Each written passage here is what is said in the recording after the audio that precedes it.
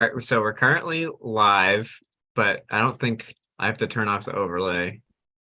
It does look like we're all kind of in the same room, which is interesting. Different parts of the same room. We Yeah, it just looks all like we we all yeah. have a corner. Luke, Now, also you're muted. Uh, I'm just saying, this pale yellow creamy room. yes. mine's pink. You can't really tell Oh, from here with the lighting, but although walls that are downstairs.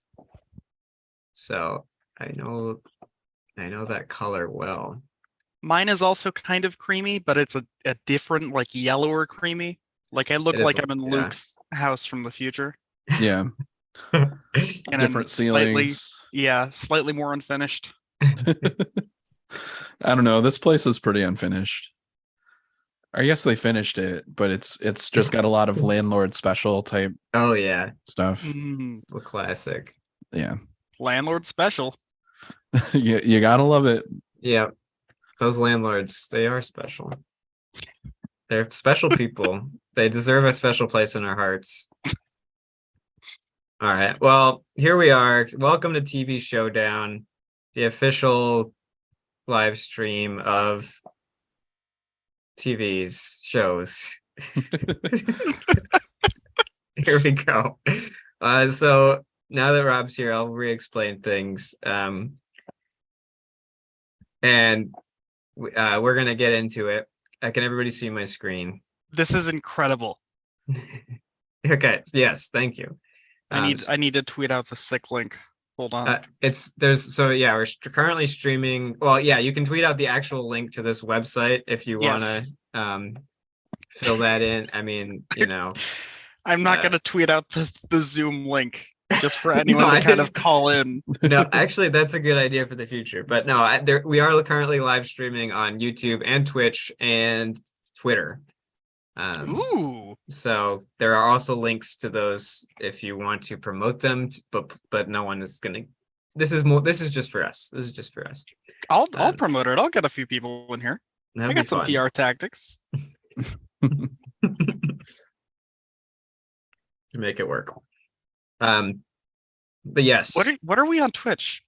It is JSMX_club. I just made it today so that I could do this. I've never done anything on Twitch before, but I figured if not now, when this will be this is the inaugural stream, and it's going to be a great one. So the way this is set up, it is a bracket style system. I was telling Luke that I made this in HTML and CSS, and I had a lot of trouble trying to make an actual bracket, so I just used boxes, which are much easier.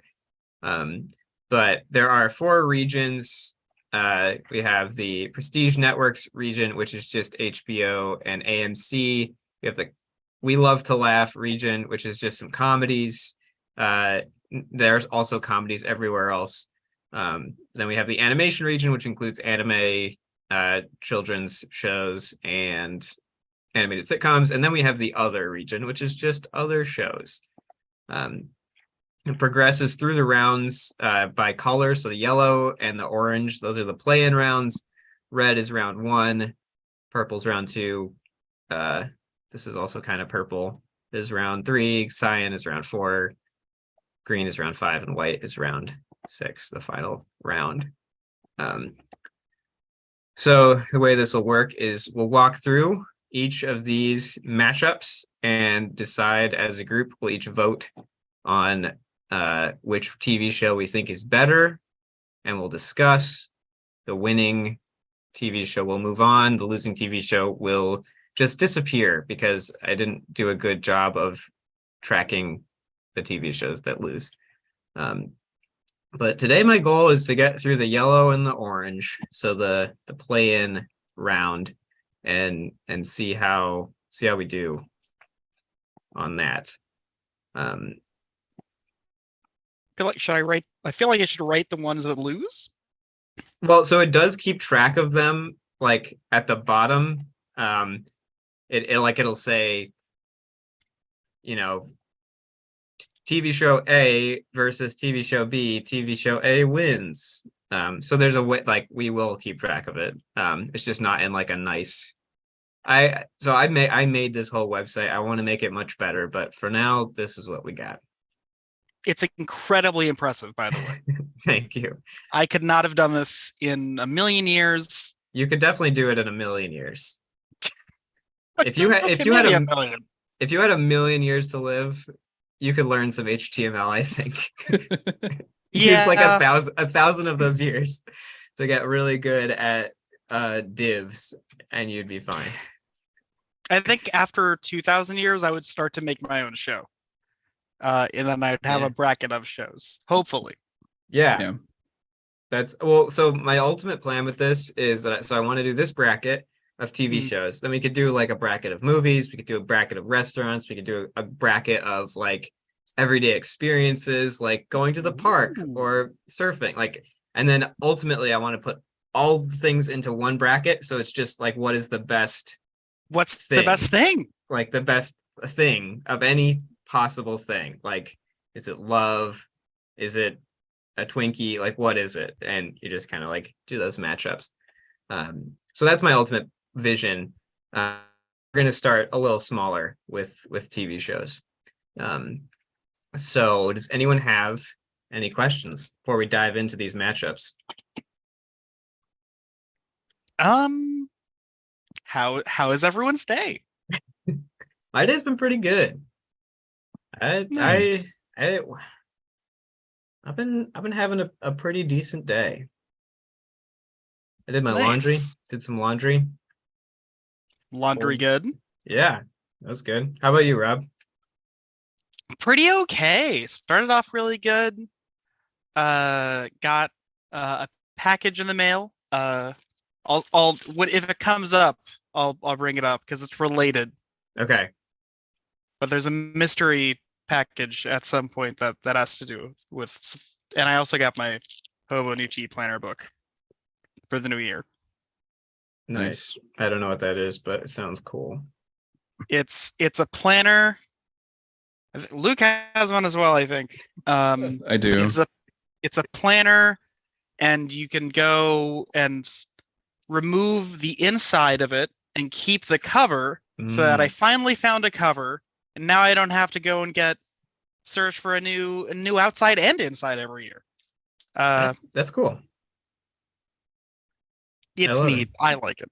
Yeah. I need to plan more. I just have a big note in my phone is pretty much the main way that I plan stuff, or like Google Calendar, but it'd be nice to actually have something written down.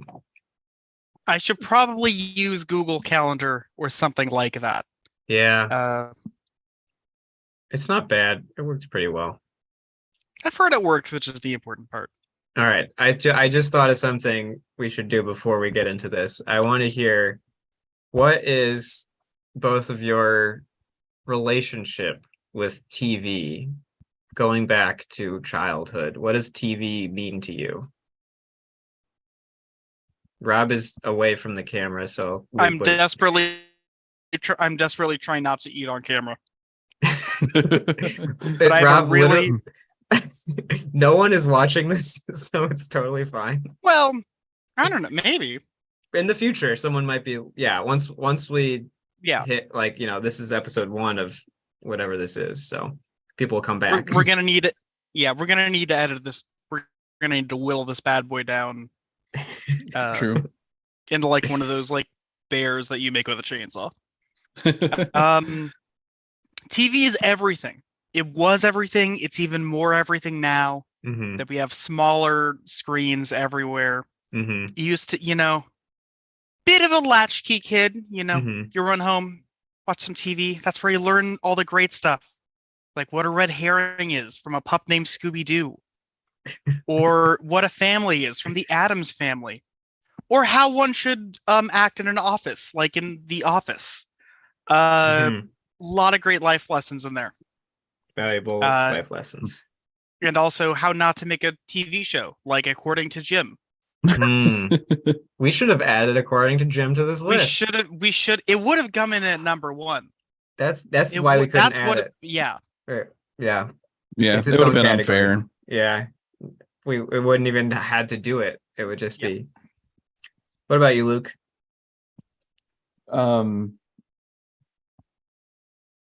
He was everywhere. Luke, sorry. Can you hear me now? Yes. Yes. Okay. Yeah, I mean, TV was everywhere. It's like the background static of life, at least when I was growing up.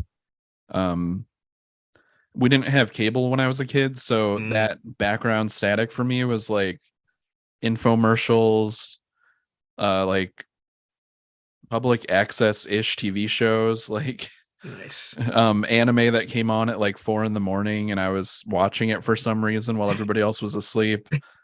Shows about like really bad early 2000s reality shows, like about mediums, like psychics. Oh yeah.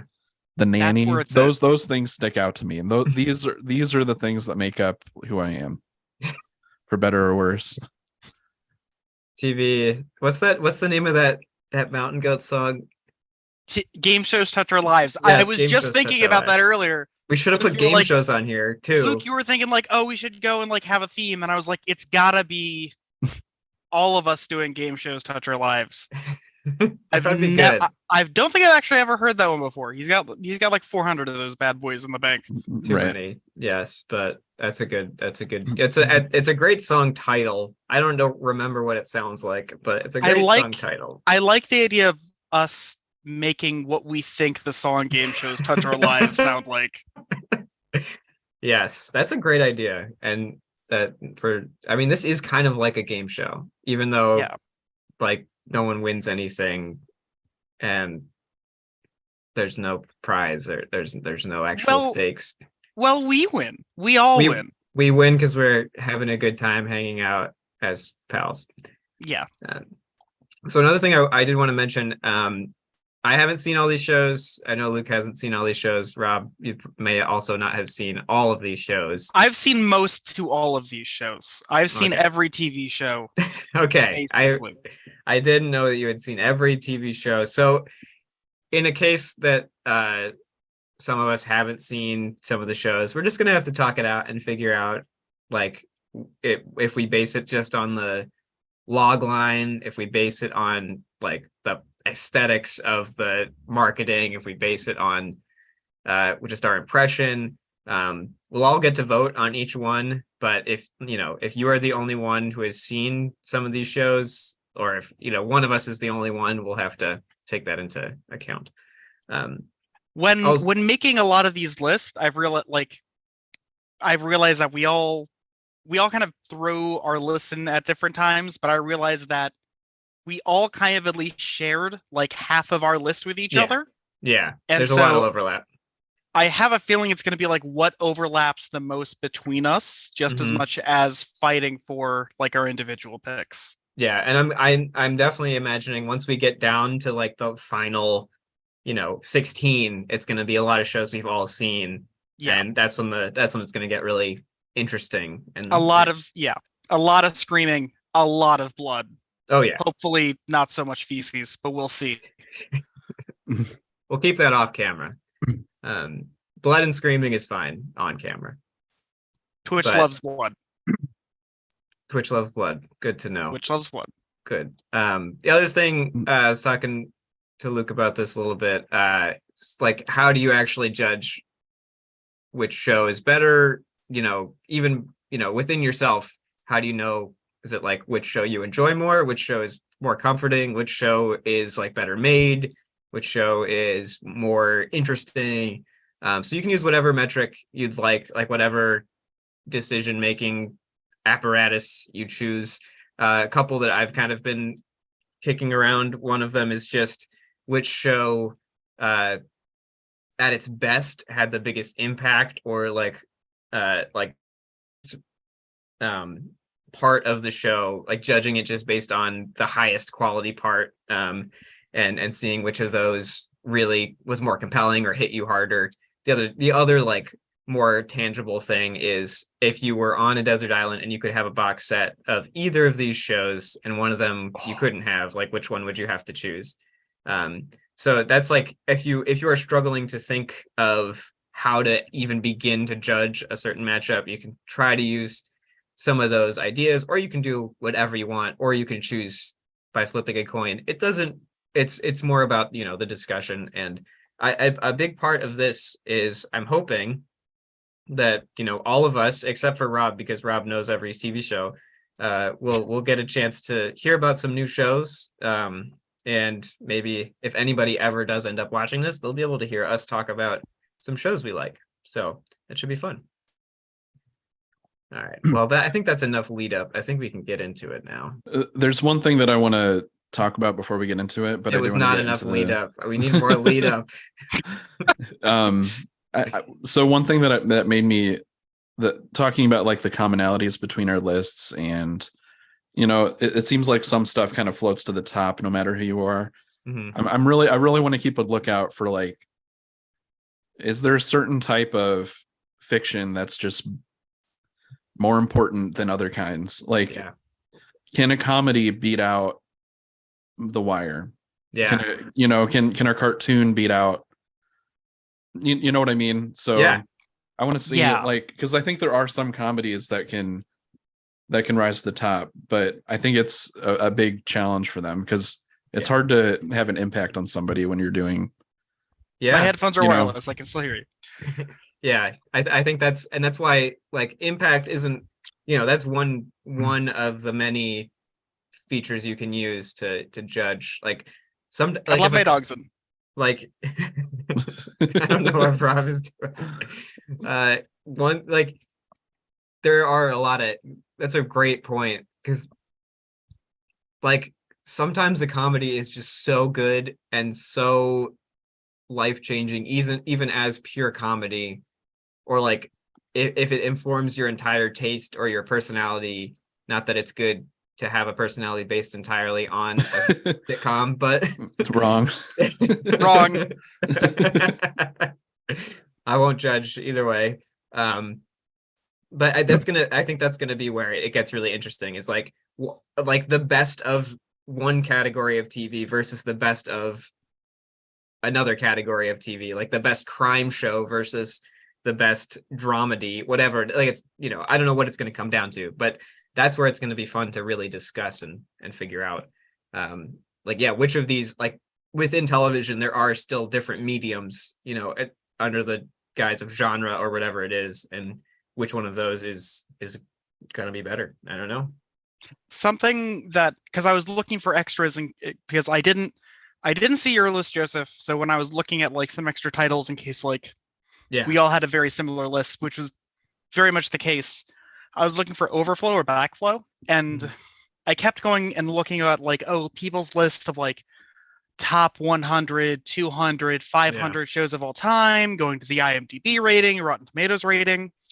And I think part of it is just what shows were able to get themselves out there. But I think there are absolutely shows and kinds of shows that resonate with people more than others. Like just seeing the rise of prestige TV, and the amount of things that they can contain is huge. And like, again, The Wire, it may or may not be The Wire. It'll statistically probably be The Wire. Well, we're gonna find out. Yeah, we're gonna find out. I will say that not because that we were doing this, but for unrelated reasons, I did just rewatch the pilot of Breaking Bad like an hour ago, and it's so good. Breaking Bad is so good. It was because my sister's boyfriend had never seen it before, so like we were like, let's watch this. But what struck me is how funny it was. Like, the pilot of Breaking Bad is really funny. Like, there's so many jokes in it.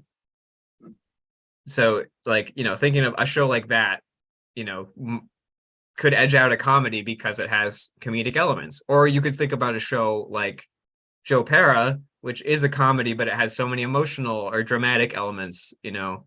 So interesting to see how all of those kind of intermingle and how it all parses out. All right. Any more preface? Any more lead up? Take it away. All right. We're going to get into the play-in tournament. So this is the yellow and the orange that we're going to go through today. I'm going to see. how we do. Okay, starting from the very top, we have Veep, the classic political comedy from HBO, versus Interview with the Vampire, a show I've never seen or heard of. So my vote goes to Veep. That's all. But whose Interview with the Vampire? Because I don't know what that is. Mine was the Interview with the Vampire was mine. It is a show exclusively playing on the new streaming service AMC Plus, which nobody should buy ever, except that it has this one singular show, and it's like a modern take of Anne Rice's Interview with the Vampire. And we've all seen Veep.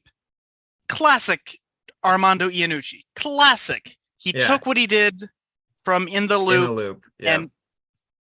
and it's huge. You wouldn't think it would relate so much with. Anyways, Interview with the Vampire, just because y'all have seen Veep, just the messiest bitches I've ever seen. Just if a reality show could go on for 200 to 300 years, and they're vampires and they deal with vampire drama, and it's still new. It's still like in its second season. It's not winning this, but I just want to say, if you haven't seen this show, which you haven't, you can easily find it streaming on certain websites for free. Veep is also or AMC Plus, which you can get through Hulu and Showtime as an extension. But anyways, Veep also amazing. Breaking the Seinfeld curse. Haven't even gotten the Seinfeld. Breaking the Seinfeld curse. It's over. So it's done. Yeah. So good. Luke. I have not seen either of these shows. We have not all seen Veep. But okay, I vote for Veep. Yeah, I'm gonna vote for Veep. I'm also for Veep. Yeah, yes. I'm voting for Veep because I want to watch it and I don't want to watch Interview with the Vampire. No, here's the thing. It has Arno from Uncut Gems. He's like one of the main characters. So okay, and you're selling it. You're selling it. It is. You're not gonna believe it. But does it have gambling in it? Yes, actually. It takes place in Louisiana, right? You have this Creole guy meets this European vampire. They hook up. It's like it's everywhere.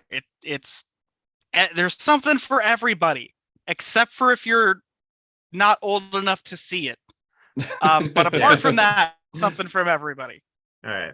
So the winner is not this, though. No, not that. It's Veep. Absolutely. Are you kidding?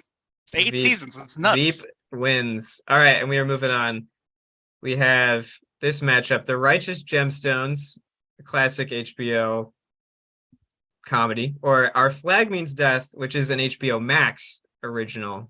A little different. They both have recent seasons. It's HBO versus HBO. Yeah, it's really HBO comedies. Well, yeah, HBO original going up against HBO Max comedy. I'm kind of torn on this one. I haven't actually seen all of The Righteous Gemstones. I've seen Our Flag Means Death. I liked both of them. I didn't really love either. So I'm willing to be torn on, I'm willing to be persuaded on either one.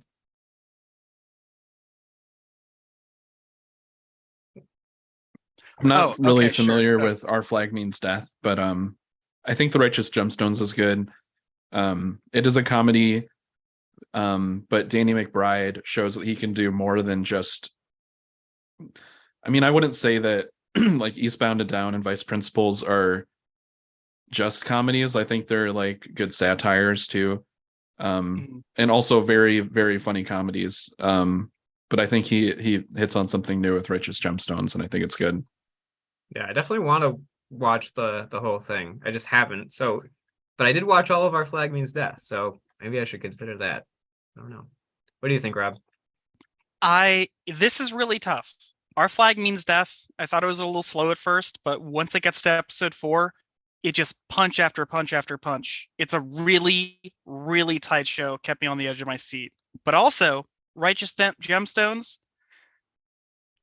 it does a lot of similar things, and it's not only with vice principals in Eastbound and Down, it has Dana McBride and Walter Goggins as Uncle Baby Billy, which is incredible. Plus, it has John Goodman, and it has the Bear, which I'm just going to refer to that actor as the Bear from now on. Jeremy Allen White. Jeremy Allen White. Wait, I don't know if that's true. I don't know if that's true either. I think you're mixing him up with Skylar Gasson. Like, what's that guy's Skylar name? Gisondo. Yeah. I might be mixing him up with Skylar Gisondo. They kind of look alike. They look a little bit. Yeah, the Bear guy looks like Skylar's older brother, because Skylar Gisondo looks like he's 12 kid. forever. Yeah, Yeah, he still looks like a kid. Yeah, I see what you mean. It's really tough. I haven't gotten to the point in Righteous Gemstones where Uncle Baby Billy is introduced, but I just love the name Uncle Baby Billy so much. And I also I like Tim Baltz a lot. I'm a big Tim Baltz head. So he's in the Righteous Gemstones. I'm gonna have to give my vote to the Righteous Gemstones, I think. If Our Flag Means Death has the promising second season that it sets it up for, I'd give it towards that. But because it's not there yet, I gotta give it to Gemstones. All right. What do you think, Luke? Well, your vote doesn't matter. Yeah, I know it doesn't matter. I'm not going to vote for a show. I mean, I'm not convinced on Our Flag Means Death, so I can't vote against a show that I've seen without that. I do think that the second season of Righteous Gemstones, the plot was a little weaker, and there was some stuff that I didn't like, that I just didn't like in it. But I still believe in the show, so I'm going to vote for it. All right, and the Righteous Gemstones takes it. And now we are on to Veep versus the Righteous Gemstones. Oh, into it. Shows we just talked about. I'm going Veep right off the bat. Veep is it's up there for me. I will defend Veep if I need to. Let my dog out. Veep. My headphones are wireless. I can hear everything you say. Okay. Veep is the tightest comedy I've ever watched in my entire life. The jokes are so good, so dense.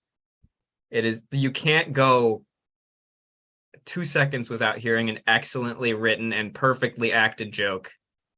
All the characters are so archetypal and yet unique and interesting. They're so fleshed out from like the very beginning. Biting political satire. Every episode is great. Like, you got Sam Richardson. My favorite Sam Richardson character of all time. You got Tony Hale. You got Matt Walsh. You got, Julia Louis-Dreyfus. You cannot beat it. You cannot. But you haven't seen it, Luke, so. Yeah, I don't know. I thought it sounded good, but then you said Matt Walsh and I got disinterested. What? Then you said Julia Louis-Dreyfus and I got more interested. Matt Walsh is it's so hard good. to say. He's so funny in Veep. He's so good. He's really good in Veep. Everybody is so good in Veep. Every character. Yeah, the way that people talk about this show, I can easily believe that it's better than Righteous Gemstones. I just haven't seen it. It's fair. We can't all be perfect. Yeah, perfection is judged by what TV you watch. And how many times you've seen Veep? How many times you've seen Veep, and then 3 people who may or may not have seen Veep. Yeah. My vote is Veep. This is really tough. But I think it's got to be Veep because it ends on whole thing is just really strong. Yep. Ties everything up at the end in a way that some certain similar shows have stumbled a bit upon. I feel like it's just so big. It's hard to. It has like more prestige than Gemstones. Yeah, it definitely does. And those Gemstones were appointed by God, which is huge. Well, the president is ordained by God in a way. It's on the money. That's true. Yeah. That's true. So it should be Veep. My vote's for Veep. What I'm realizing is I need a better voting system where we can all input our votes. But that's for later. I'll write that later. Okay. We But need my vote like is a for better. Veep. I need a better voting system that isn't how long one show is compared to the other, because Veep's going to win. It's like 8 seasons. Yeah. All right. Veep. All right. It's Veep. Yep. Veep, Veep. And Veep moves on. Lives to fight another day. Sorry to the Righteous Gemstones. All right, let's move on. So we were in the prestige network category. Let's move on to the straight up funny category of funny shows that are a good time. The Laugh-In. Yes, the Laugh-In. Laughing. The Laugh-In. Play-In, Laugh-In, Play-In. What is that the show that Richard Nixon was on? Like I the think he was political on hearings? Laugh-In, yeah. My brain keeps track of strange information. All right, we're gonna start from right here. We have Baskets versus Great Men Academy. I haven't seen either of these, so I'll leave it up to you two. But I'm more familiar with Baskets, so that's where I'm leaning. But I would, happy to be convinced. Luke, have you seen either of these? I haven't seen any of the yellow box shows except maybe American Vandal. I think I have. But so Okay. basically for a while that's going to be what you like best, Rob. But I would like if you maybe summarize some of these things for us. I'm gonna try and sell these shows against each other to myself. That's Okay. how this is gonna go. Just the Rob round. Yeah. So we have Baskets, okay? Zach Galifianakis, incredible leading role as two twins, one leading a successful business, and the other wants to be a legitimate clown with his whole gosh darn heart. Louis Anderson plays their mom. It is witty, it's tight, it's classic, it is very dry. And you get to see Zach Galifianakis act like a clown.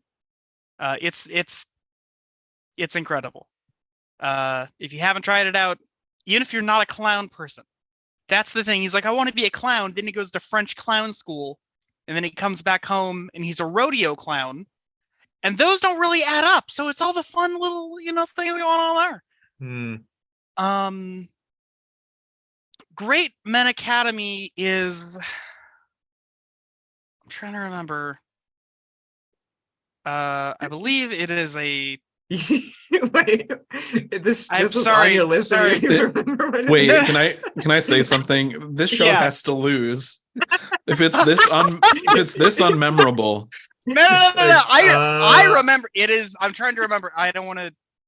I believe it is a Taiwanese show. I didn't want to get the country wrong. That's what you're trying It's to a remember. Taiwanese show. Yeah. Is Taiwanese show about now? It's like kind of how do I? Okay, so there's the school called Great Men Academy. All these cool big influencers, they go there. One person says, "Oh my goodness, my crush is going. There's also a magic lake, and it has a unicorn that can grant your wish." And this person goes in the lake, and they're like, "Oh, I wish my crush would fall in love with me."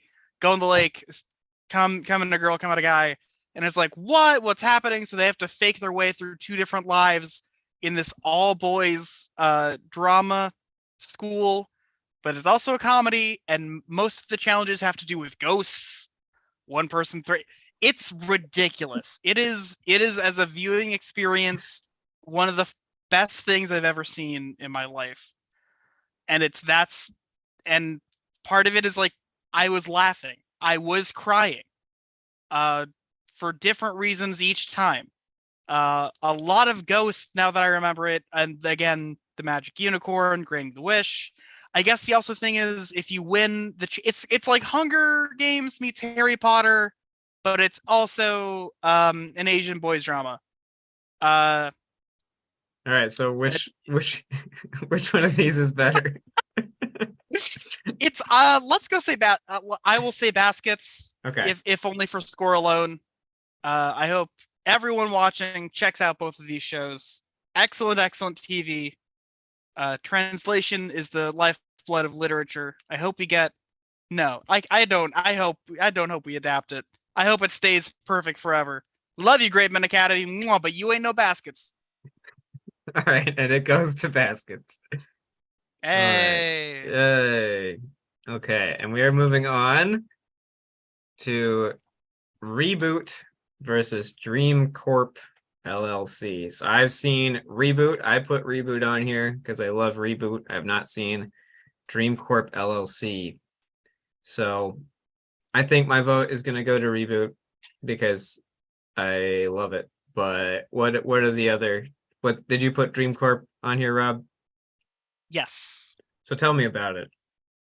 Okay, first of all, when you say Reboot, do you mean the early 3D action show? No, it is Hulu original that came out this year. I thought this was a different reboot. Okay. All right, shoot. It's no. Have you seen this? Have you seen Reboot? Me? No. Yes. Not this no. reboot. Okay. Good. I mean, not good because then you won't vote for it. But I will make my quick pitch for Reboot.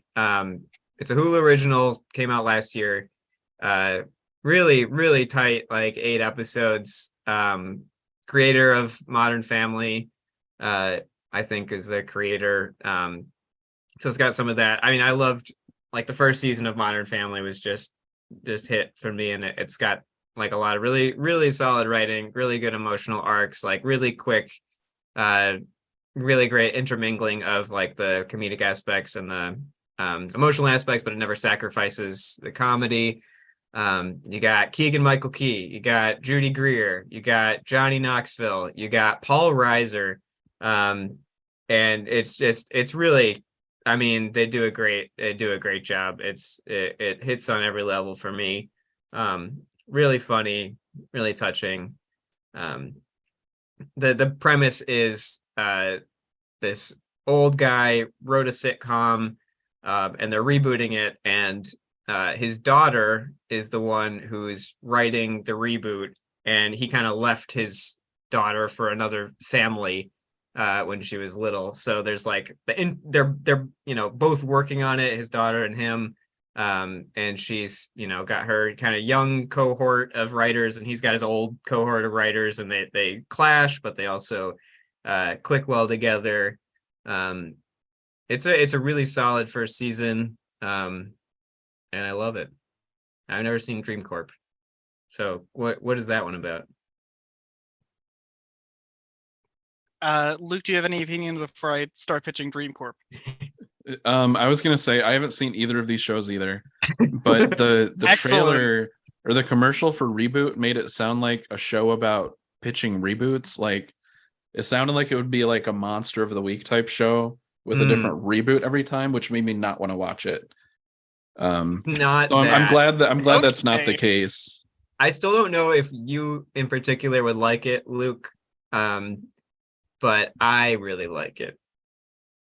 So that's my stance. But I want to hear about Dream Corp LLC. We have a special guest with us, who I will at least keep with us, so that way it's not as much background noise. Dream Corp LLC is a somewhat recent piece of original programming on Adult Swim. And Dream Corp LLC is a company in which if you have a problem, a gaggle of ragtag scientists, robots, and interns will go into your dreams and see what the issue is and fix you. And it's really, really interesting. Stephen Merchant voices a robot, which he's very good at if you've played most video games, because he's in all of them now. But it's really interesting because half of the show takes place in real life. Classic sets, classic costumes, you got makeup, you got ooze, you got, wires. But then all the dream sequences are actually rotoscoped. Wow. And all done in 3D, which is something you don't see as often. And so it's kind of this interesting mix of mediums. And a lot of it has that Adult Swim humor, and then a lot of it also has a little bit of heart. And you don't know. I don't feel like it's not going to be as touching as Reboot. But it's like, oh, that's clever. I guess the problem does stem from there. Highly wrecked. Pretty neat show. I definitely I want to watch. I mean, I looked it up a little bit, like just knowing that it's an Adult Swim show and like the premise makes me want to watch it. All right, so let's narrow it down. I vote for Reboot. I will also vote for Reboot. You, Rob, you then... What were you gonna say, Joseph? You've seen one of these and you haven't seen Reboot. Why would you vote for the one you haven't seen? Reboot sounds like it's a better show. Okay, I guess I did an excellent job. Dream Corp is like a very good show, and I love it, and I think it should be shown in schools right after they show RoboCop in schools. But it doesn't sound like it's got that good old family sitcom heart. Oh yeah. Reboot definitely has that. And it's got Johnny Knoxville. Yeah, I was gonna say it sounds more importantly like this sounds like this could be an HBO, like casting wise alone. Yeah, I think it's I think it's top tier. Like it does what it does so well. Like it has a specific mission of like doing like a kind of cheesy, touching, but also joke dense show. I mean, it's a lot like Modern Family in that way, but it does it all really well. And I love Paul Reiser. He's just, how could you not like him? Most likable guy. It's true. All right, what do you think, Luke? I guess I'll vote for Reboot. I'm not really sold on Dream Corp LLC. All right, Reboot. I feel like I'm gonna show you Dream Corp LLC, and Luke, you're gonna be like, "This is the best shit." Like that's just how I feel. I feel there's another show on here that I think might do the tone that I saw from like the images better than that show. Oh, but we're not there yet. We're not there yet. Well, thank God Reboot won. All right, so now here we are. Baskets versus Reboot. This might be a bit of a tougher matchup. Again, it's going to be between me and Rob because Luke hasn't seen these. We should have planned this better, maybe. I don't know. This is on me to. I thought we all have seen more TV shows. I struggled to come up with 30 TV shows that I've seen at all. Once we get to the point where I came up with like 80. So we're at a different. All right. I guess I've definitely seen more than I would want to put on a list, but you know what I mean? Yeah. But I don't mind. I mean, like this is too much to watch for one show. So I enjoy the selling aspect of it. Yeah. It's fine. It's still fun. The selling is half the fun of these, honestly. Yeah. All right. Mine goes to Reboot because I haven't seen Baskets, even though it's got It sounds good to me, but I was gonna say because the reasons I like Reboot are the same reasons I like Baskets.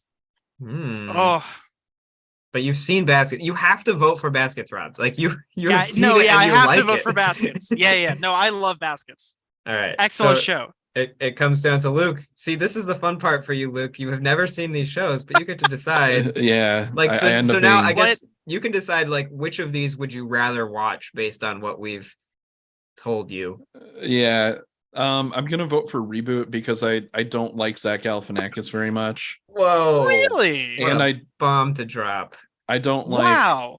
I don't like clown stuff that much, so I don't really have any interest in it.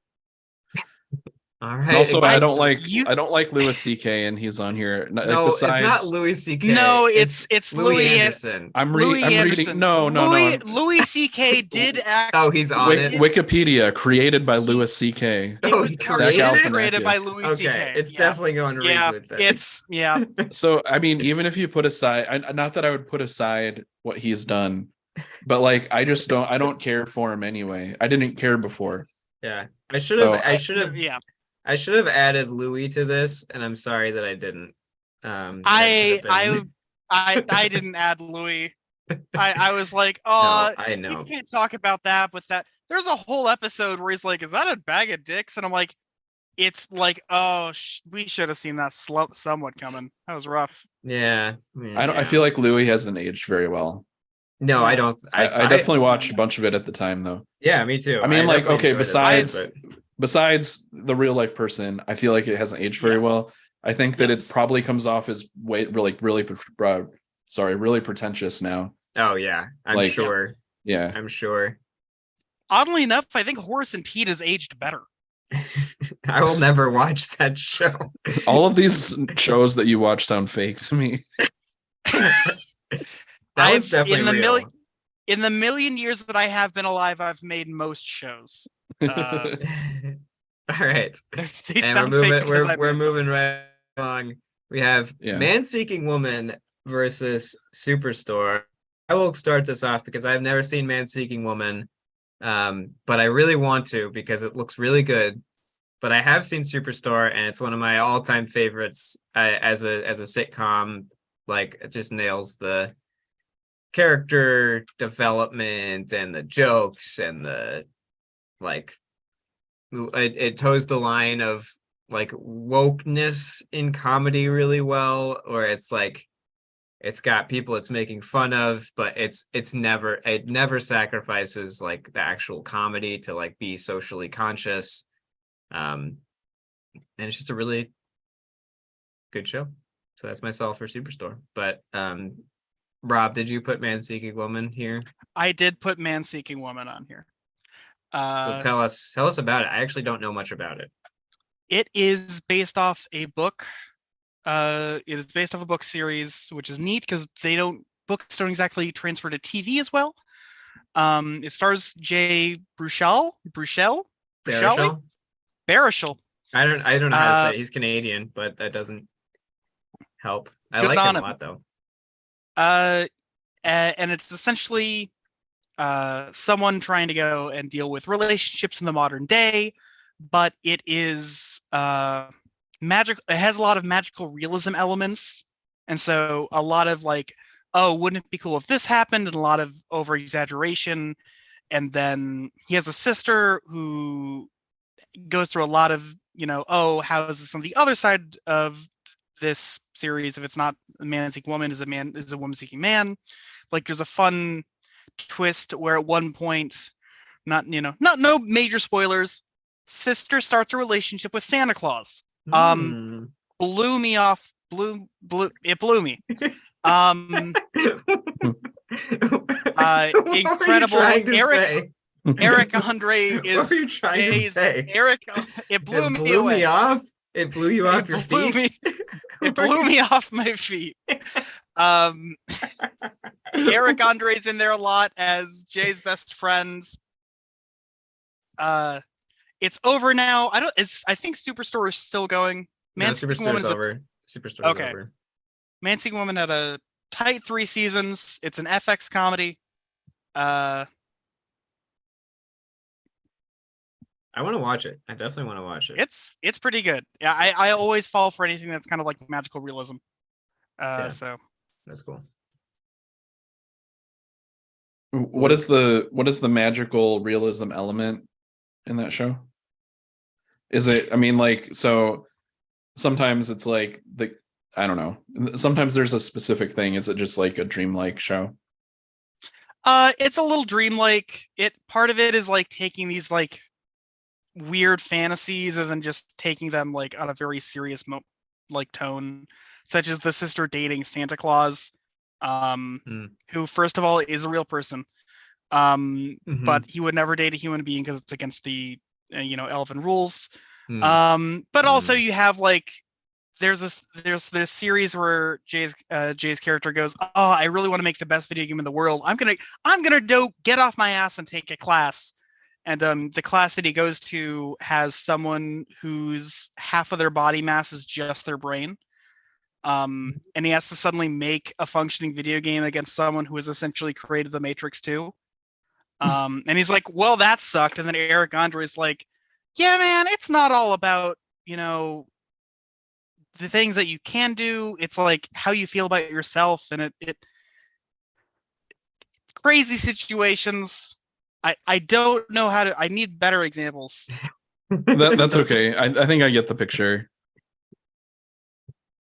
All right. My vote goes to Superstore. Sorry. What's your vote, Rob? Man Seeking Woman. I'm supposed to vote for the one that I put down. Yeah, you should. You should. Yeah. I don't know. I there are some that I put down that I'm not going to vote for later on. I think I'm going to vote for. I think I'm going to vote for Man Seeking Woman. All right. There it goes. Superstore knocked out early, but it had to happen at some point. So we get Man Seeking Woman. I was surprised. Man Seeking Woman might get knocked out right now. I think you should leave. It sure will. Versus Fuck Man it. Seeking Woman. Get that shit out of here. I think it should leave. You think Man Seeking Woman should leave? Yeah. Okay, it's gone. We've all seen I think you should leave. Including you watching at home. Don't lie to us. You have. If you haven't, what are you doing? Everybody's seen this one. All right, I think you should leave. Takes it. And we're moving on to our next play-in for this round. Okay, we have American Vandal versus Snuffbox. Flew right by that. What? Flew right by what? What did I fly right by? I think you should leave. We absolutely made the right choice, but it's also just like, well, we don't need to spend 10 minutes on every single one. That's true. We'll have to, look at the next matchup. We'll talk about I think you should leave. Yeah, you're right. A lot. Yes. Yeah, the next matchup is Nathan for you versus I think you should leave, which is a very interesting matchup. So it's gonna be a good one. We'll talk about it then. I'm gonna be shirtless for that one. Just wait. It's not gonna be good. So we have American Vandal versus Snuffbox. Shoot. American Vandal is my favorite Netflix. I think my favorite Netflix original. Not that that's saying that much, because I do like Netflix originals. There's a lot of good ones. It's in my top 2, I think. Really? Yeah. Is the other one also on here? Yes.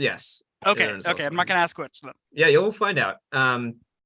So American Vandal, just a pitch perfect parody of true crime. It feels exactly like watching a really well produced Netflix true crime show, but it's so funny. It's so well written and well acted. It feels like all of those kids are actually like teenagers doing stuff. Both seasons are excellent. I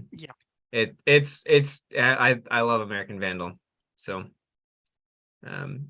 Snuffbox. Okay, so this is Rob's turn. Every one of these is me versus Rob. Luke, have you seen either of these? So I've seen the first season of American Vandal, and I'm just now learning about Snuffbox, but Snuffbox, I'm looking at the Wikipedia page, and it has a lot of people that made some of my favorite shows, so I definitely want to watch this. I thought Snuffbox would be, I thought both of these would be in your alley. Yeah, you've been this mystery tiebreaker. It's hard to say. I can't get a beat on you. Well, I really like Matt Berry, and I like Brass Eye a lot, and I see that people from Brass Eye also were involved in this. Yeah, there's a lot of Brass Eye in Snuffbox, and the craziest thing about it probably has my favorite Matt Berry performance. Which is saying something, especially because it's early on. I think it's pre-Dark Place.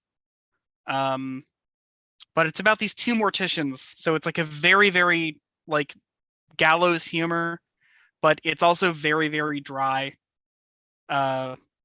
If you like Matt Berry, It's all Matt Berry. So much of it's Matt. It's again my favorite from him, but also American Vandal is probably.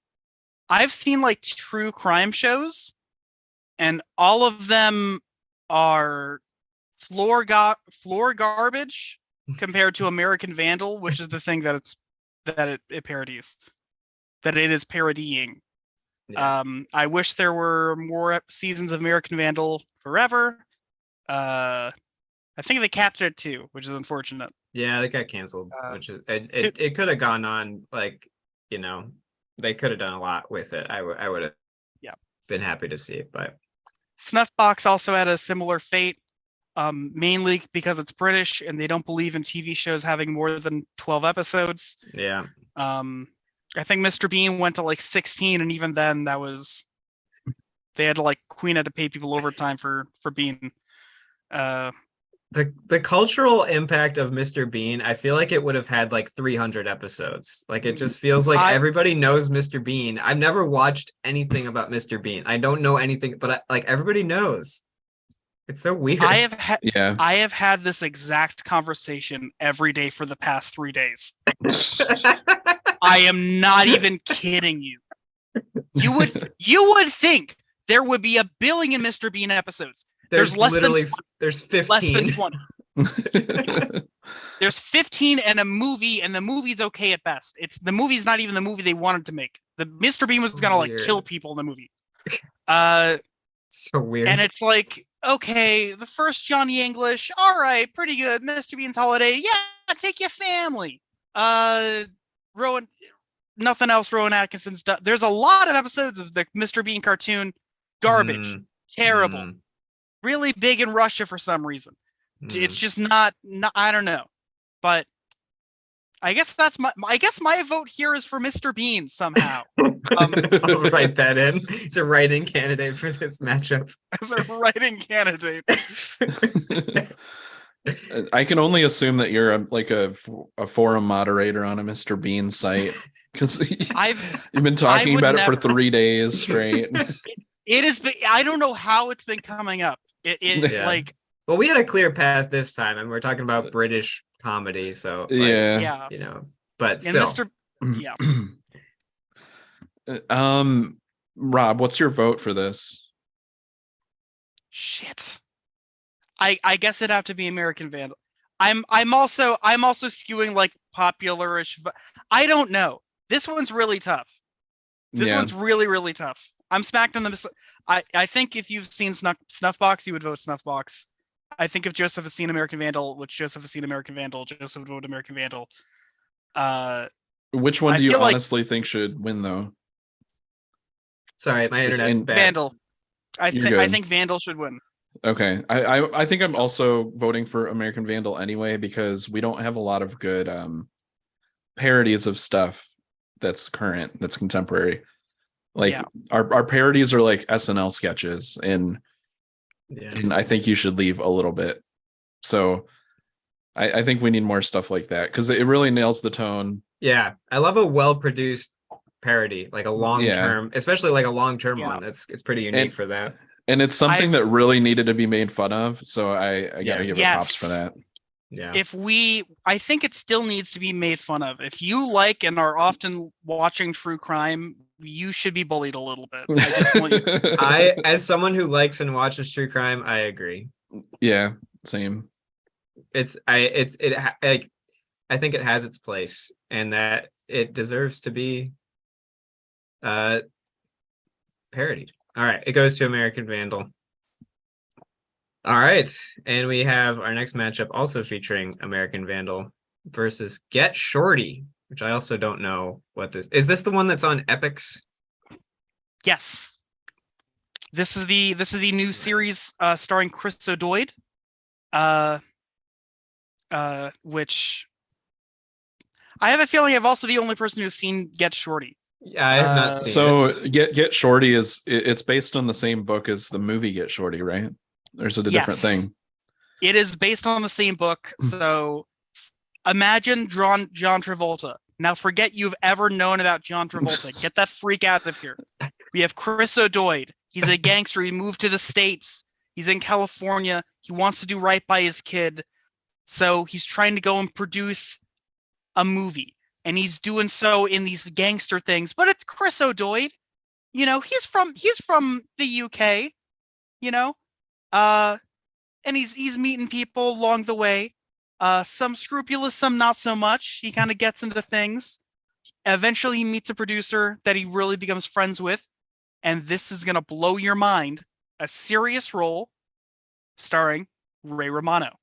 Yeah, I just looked it up. Yeah. And, that's pretty great. See, that would blow my mind if I hadn't watched The Irishman like 4 days ago. Yeah, The Irishman But- came out like a year after Get Shorty. It kind of undermines this a little bit. I like Ray Romano doing serious roles though. I think it's funny. I want that every step of the way. I saw Ray Romano on Celebrity Jeopardy.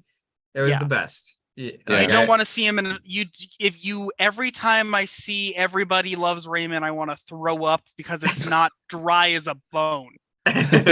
He's so good at dry. Like he's so good at He's really good. Just He's being a person. Really good. That's his best. Like a kind of, you know, lovable loser type, even though he's not always a loser. Like he's got that energy of like, you just want to root for him, you know? Yeah. He's an underdog. So yeah. I will say, I haven't seen the Get Shorty show, but the book was written by a man named Elmore Leonard, who his novels have served as the basis for a lot of screenplays, a lot of TV shows and movies. Like his book Rum Punch was adapted into the movie Jackie Brown by Quentin Tarantino, which is like my favorite Quentin Tarantino movie. Great choice. 3:10 to Yuma, the movie that's also based on a book, and the another show on this in this bracket, Justified, is based on a book series by him. Wow. And he's a really good storyteller, like very successful in Hollywood adaptation. So if this is a good adaptation, it's probably a good show, just because he's a good writer. It's a better adaptation than the adaptation they did before. Yeah, the movie, I mean, he's a good author, but the movie seems bad still. But yeah, when they do it right, it's good when they do it right. I think the big send up here is that this is the first time we have Get Shorty, which would technically be considered prestige TV, versus American Vandal, which is made specifically for a streaming service. So production, it's hard to compare for production wise, but there's definitely a difference. Yeah, there definitely is. They're just doing very different things. Like yeah. I mean, I gotta vote for American Vandal because I haven't seen Get Shorty, but it does sound good. I'm gonna vote for American Vandal as well, just because I haven't seen it. But honorable mention to Elmore Leonard. I'm starting to see a pattern, and it's that we like shows that I think were books. I think we're people who like books but not reading, which is fair. I kind of feel that for sure. I read a chapter of a book today, and I was like, oh man, I wish I could watch this. Yeah, TV's there for you. Watching is easy, and American Vandal takes it. All right, now we move on to all right, we can pick up the pace a little bit maybe, or we don't have to. Do you guys have anything you're doing tonight? No, I have we still I don't, but we still have an hour on the schedule. About I changed it to 9:15. But okay, cool. We can always push it if we need. I mean, I've got Allie's out of town, so okay. Well, if we spend too much time talking about anime, people are gonna leave. So people are gonna leave. Yeah, all of our audience. We have 3 people. I'm monitoring the chat. There's no questions yet. What? Yeah. On Wait, Twitch. what? Yeah. I think I'm definitely one or maybe 2 of those people. Okay. And you might be the third. Well, I see the number fluctuate from 2 to 3 at intermittent points. So I'm assuming someone is watching that either knows one of us or is like trapped against their will, and they're or something of that nature. Yeah, that's definitely be people. Yeah. All right. Well, either way, we can welcome. Welcome to those listening. Let's jump into the animation, and this is going to be this is a pretty heavy category because obviously it includes anime, also includes animated sitcoms, also includes like, just more children's like television geared more to kids. So a big range here. And we're going to start things off. King of the Hill versus Tuca and Birdie. I've not seen Tuca and Birdie. I sure have seen King of the Hill.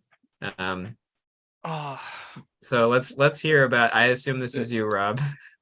So King of the Hill is a show about a man his family. It's kind of like Family Guy. It's like the proto Family Guy in a way. Yep. Family Guy Yeah. is based on King of the Hill. Tell us about Tuca and Birdie. Someone end with spit. Tuca and Birdie is a show from Toronto. Raphael, fuck. You know BoJack Horseman? It's the BoJack guys. Okay. It's that animation studio. It was on for a single season of Netflix before that studio unionized. Then they were brought over to Comedy Central. Hail Mary. And it is an incredibly interesting show. A lot of to compare it to BoJack Horseman, which I think people are going to have a lot more familiarity with. Tuca and Birdie is way more of a sitcom type structure, but also it has a very, very modern and very serious overarching plot that is way more relatable to someone who has not had an alcoholic burnout and TV show in the 90s. Tuca and Birdie is about some people in an apartment, and I've been in there for a couple of years. It's very good. Yeah. It's kind of Broad City-ish, if you can imagine.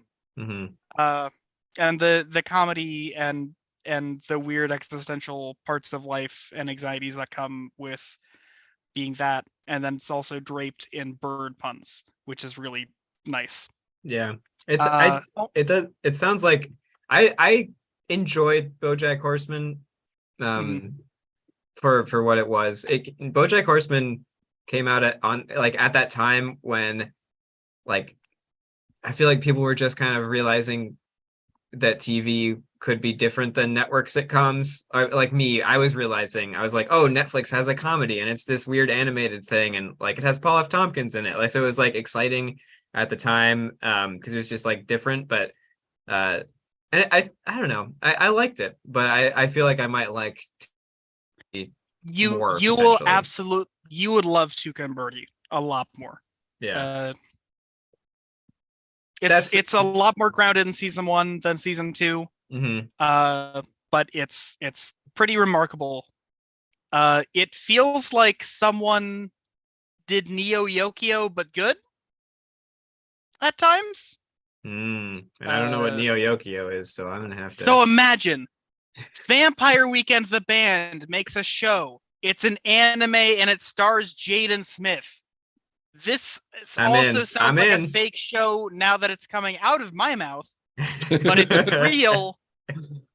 And it also stars, oh god, Steve Buscemi for what? Never mind. Not Steve Buscemi. No, it's Steve Buscemi for real. It's anime Steve Buscemi, but it's Steve Buscemi. Yeah, another show that's not on this list, which we don't have to talk about, but has anyone seen Miracle Workers? I've seen a good couple episodes of Miracle Workers. I was considering adding it, but I hadn't seen enough for me to really make an informed decision. Yeah, it's Luke, have you seen it or heard of it? I haven't heard of it. It's a TBS original. Yes. And every season is the same cast, but a totally different story. The first season, Steve Buscemi plays God, and Daniel Radcliffe plays, like, I guess he's an angel. They don't really explain much about it, but it's angel hierarchy type guy. He performs miracles. He's the person in the angel section of heaven where if someone prays and they're like, oh, I can solve this one, he'll press a button and do a miracle for him. Yeah, it's the first season Ellie and I watched and enjoyed, and then we started the second season, and it was just like just totally different. Everyone was playing different characters, and I don't know, we didn't stick with it as much. But I tiny little plug for Miracle Workers because we're talking about Steve Buscemi. So best thing Daniel Radcliffe's ever done. Really, better Yeah. than Swiss Army Man, Okay, the second best thing Daniel Radcliffe's ever done. which I also just got Showtime today, and I'm gonna watch Swiss Army Man finally. Yes. it's on Oh, it's Showtime. so good. Yeah, It's I really know. good. Twin Peaks: The Return. Yep. Also on Showtime. Yep. Well, we might be well, we probably won't talk about Twin Peaks today, but it's on the list later. Anyway, I'm voting for King of the Hill. Me too. It's me just too. it's just too good of a show. It's King of the Hill. It's iconic. You know, It gets better with age. Yeah, a good King of the Hill joke. Like I don't think people nowadays see it this way, but I feel like at the time people thought it wasn't as smart as it is when it was airing the first time. Yeah. So one good joke that I saw recently was like, you know how in a movie or a TV show they have like a clock on the wall and then it like fades away to a different time on the clock to show the passage of time. Yeah. They did that in one episode. I think it's the episode where Hank is accused of renting porn. But on like their VHS player, it's like flashing 12 because nobody set the clock. And they show they show the VHS player and it fades away to the same VHS player still flashing 12. It's so funny.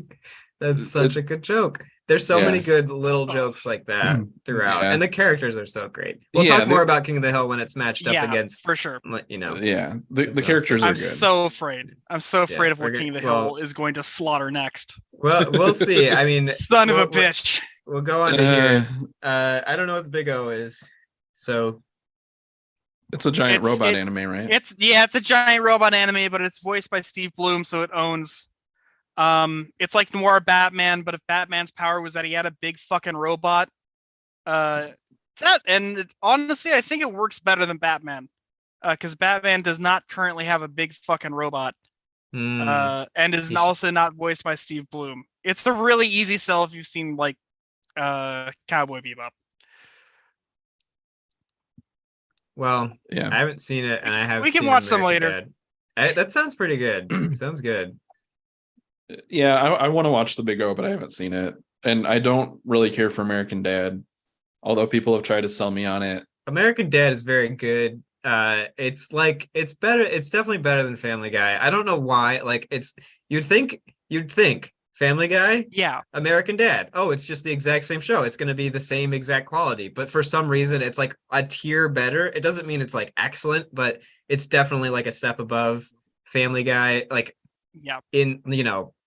I don't know exactly why, but they do some much more interesting things, and they got some good stuff. Good stuff. Yeah, I'm not like I'm kind of an apologist kind of those shows, but I just see them more as like background noise, like when at your parents' house or something, or somebody's house or whatever. So I just can't, like, I don't think they're horrible. I just can't vote for American Dad. I am personally a Seth MacFarlane apologist.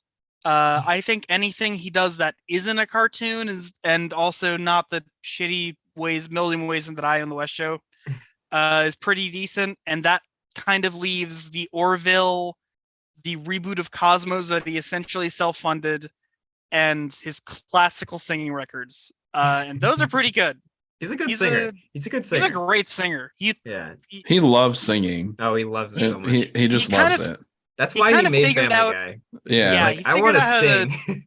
He tricked people into giving him a singing career by making him sing as like a funny cartoon dog, which is impressive. I should have thought of that first. I also legitimately think, I mean, you can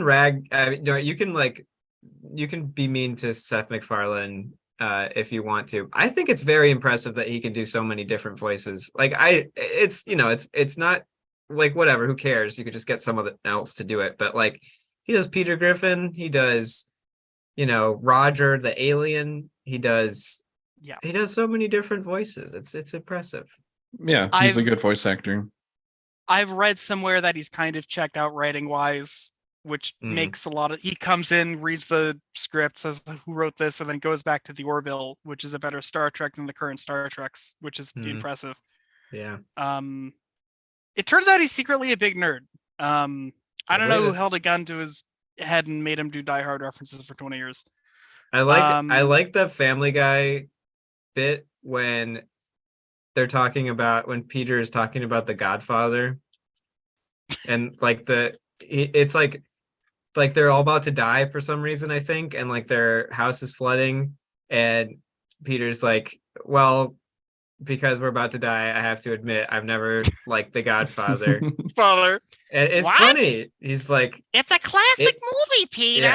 Yeah, exactly. That was a very good Lois. I just never cared for it. It insists upon itself.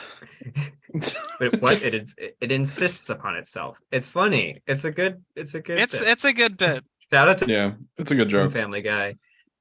I'm voting the Big O, also because I put it down here. Yeah. But I agree with what everyone's saying. American Dad feels like it's a step above because I feel like it is more of a parody of like modern life.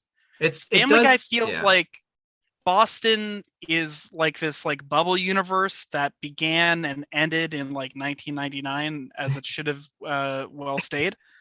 And American Dad feels a bit more. There's a lot more of like serious critique under a lot of dick jokes. Yeah, it's still a lot of dick jokes. Oh yeah, but it feels a little more like it's I think it's definitely more experimental, which is an interesting thing to say because Family Guy is like quote unquote experimental, but it's not really pushing any boundaries. It's just like doing weird stuff.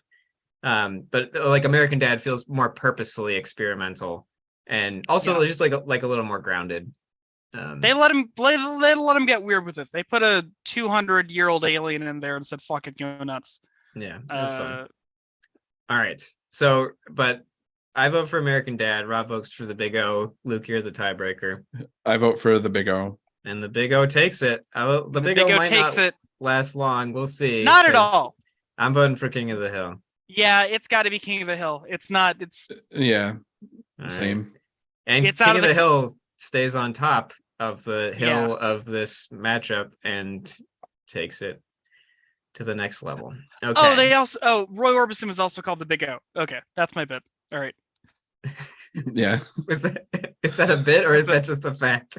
That's just a fact. That's just an objective fact. Yeah, that's a bit. That's a bit. Okay, right there we go. All right, and we're moving on. Harvey Birdman versus Afro Samurai. Interesting matchup here. Strange matchup. I have seen Afro Samurai. I have seen a tiny bit of Harvey Birdman, but not enough to appropriately judge. So I'm very impartial on this one. I could go either way. Are both of these you, Rob? Possibly. Did you put one of these? Yeah, put one of these? I haven't seen either of these. It's up to you, Rob. We got to get through this first round. Once we get through this first, it's gonna be. It's gonna be a lot. We needed something to fill, and okay. Shoot. I really like both of these. First time I saw Afro Samurai, I saw it with you, Joseph. Yeah. Excellent show. It was super fun. Anime voiced by Samuel L. Jackson. I got a when I went to college, I got an Afro Samurai poster, which was sick. It was a super cool, like half of it was just his afro. It was really cool. Like the aesthetics were amazing. It's like the coolest show. It's a really cool show. Yeah. RZA does the soundtrack. It's a really cool show. Yeah. Very short, 6-episode season and a movie. 6 eps and a movie. That's the new goal. 6 eps and a movie. We'll talk about Community later. We sure will. Oh, we will. Harvey Birdman. Harvey Birdman feels like peak Adult Swim to me. Yeah. It's out there. It is reusing old animation and old characters and completely putting them in a new scenario and doing so in a way that feels a bit timeless a lot of the time. Mm-hmm. Except for, and they keep trying to bring it back. they made a new special, and then after the special, they made a spin-off for Bird Girl, which is pretty okay, but it's definitely following in its footsteps and not doing its own thing as much, which is unfortunate. It's a tough pick. It's a tough pick because Afro Samurai is this perfect bite-sized chunk, and Harvey, as beautiful as it is, keeps starting to go on forever, and that's kind of a downward slope. I'm gonna say Afro Samurai. All right, I also say Afro Samurai. Luke. Sounds Deciding good. vote. All right. I mean, no, it's not a deciding vote. Your vote doesn't matter, but I still want to hear your thoughts. Well, you're deciding on your vote. I don't know. I do like the Adult Swim shows that reuse the assets, but mostly Space Ghost. Like I just haven't seen. I can't really say. So Afro Samurai sounds good. Samurai. It's not a direct asset reboot. You reused like Space Ghost or C Lab. But are they original characters? No, no characters are original. They're all pulled from classic Hanna-Barbera licenses. That's awesome. I gotta watch this show. It's really smart. I want to watch all these shows with y'all. I'm just excited to watch TV with you guys. That's part of this. Yeah, it makes it fun. I will say, shout out to the Harvey Birdman Attorney at Law video game for the Nintendo Wii. I was gonna PSP and PlayStation 2. PlayStation 2. I just recently replayed the Wii version. It's immaculate. They straight up said, "Hey, you like Ace Attorney? We have a license. Can we like use this?" And they just went for it. If you've played every Ace Attorney game, which you have, because there's only like 5 of them, congrats! I got a new one for you. And it's free to download because you don't own a Wii anymore. I gotta get on that. It sounds great. All right, let's move it along. We got Moral Oral versus Dear Jesus. Brother. I don't know either of these, so I'm out. I put Moral Oral on my list, but I do not know Dear Brother. What can you explain that, Rob? I'm gonna take a swig. It's a big bottle. Is that 20 ounces? It looks like that's more. A 2 liter. Yeah. Can I have some? The reason, sure. Here you go. Did you bring enough for all of us? Yeah. Thanks.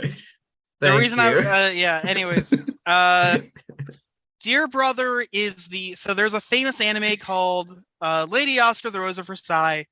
Very, very big in Japan, very, very big in France. There was a live action adaptation in France. Very shoujo, but also very influential. Often seen in a lot of top 10 lists. Dear Brother is the 1990 series that came when the writer and director of Lady Oscar Rose of Versailles came back together to do a reboot, and it is bonkers. It feels like it is paced like fucking El Topo. It is beat a minute. Every episode feels like it's 3 episodes, and it's just about a girl going to an all-girls school, and they're all trying to kill each other. Euphoria wishes it was this. Oh my god. It's everyone who I've heard suggest this, I was like, it can't be that good. And then I watched it and I'm like, oh, I get it now. It's one of those shows. And it's not like, and like I can go through most of it. It's not a show where it's like, oh, this big heavy spoilery plot. It is a show where watching it is the experience itself, and that you don't get from too many shows. If you are hankering for old anime, just go for it. Yeah, I've heard of the Rose of Versailles, and I do think that sounds really good. And I feel like people hate on shoujo manga too much. Yeah. But let's hear about more. I just don't know about it. Yeah, I think that, I mean, my vote's gonna go to Moral Oral. It's a show that had a big impact on me when I was a teenager. So do you know about this show, Joseph, at all? Yeah, I mean, I know the basics. It's stop motion and it's Dino Stamatopoulos. Yeah, it looks like baby. The old show Davy and Goliath. Yeah. It's in a town where everybody's very conservative, and Remember where we grew up, Joseph? Yes. I Yeah, do. Yeah. it's like that. It's like kind of like that place, except less Gilmore Girls. Mm. Okay. I mean, but I know what you're saying, and it's hard to. It's really good. It has some it has some of like the worst people that I've ever seen put to paper to the screen. Some of like the worst parents of all time. So it kind of starts out as like an episode by episode, like this kid Oral, who is like obsessed with going to church and following the rules. He'll do something that breaks the rules by accident that he thinks is good. Like I can't think of an episode, but you know what I'm trying to say, Rob? Have you seen this? Yeah, I have seen the entirety of it and read a couple of the unpublished episodes. Every episode of Moral Oral is essentially, I want to say it's a monster of the week, but every monster is one of those TV specials that they would try and show you. And so Oral's whole deal is that he loves the Bible, he loves morals and being a good person. And so what the writers of this show do is point out a lot of the hypocrisies of a lot of conservative mindsets, where Oral will go and follow the rules to the letter, and then the whole town will be like, whoa, whoa, whoa, whoa, whoa, we didn't mean that. And then Oral goes, but that's what the Bible said. Yeah. You guys like hate the Bible or something? And then they're like, no, Oral, it's just that we're adults and you're a child. I have a good example now. Like in one episode, Oral is reading the Bible and he sees a passage that says like, I have it up here actually. Thou shalt always clean thy plate and not waste anything, whether thy stomach is full or not. So he decides like, hey, I'm expelling all this urine. I should just drink my own pee and like recycle it because wasting things is bad. Like that's the thought process every time. And then Oral starts selling his urine as an energy drink. It's a very raunchy comedy. But so every episode in the first season is something like this, like an episodic thing.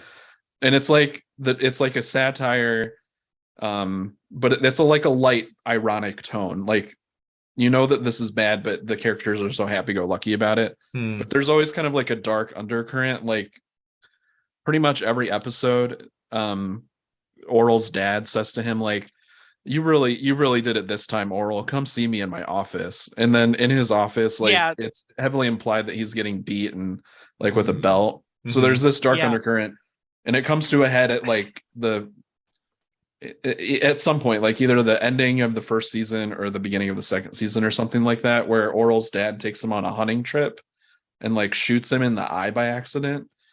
And then from that point, maybe by accident. Okay, yeah, by accident. But by like, accident.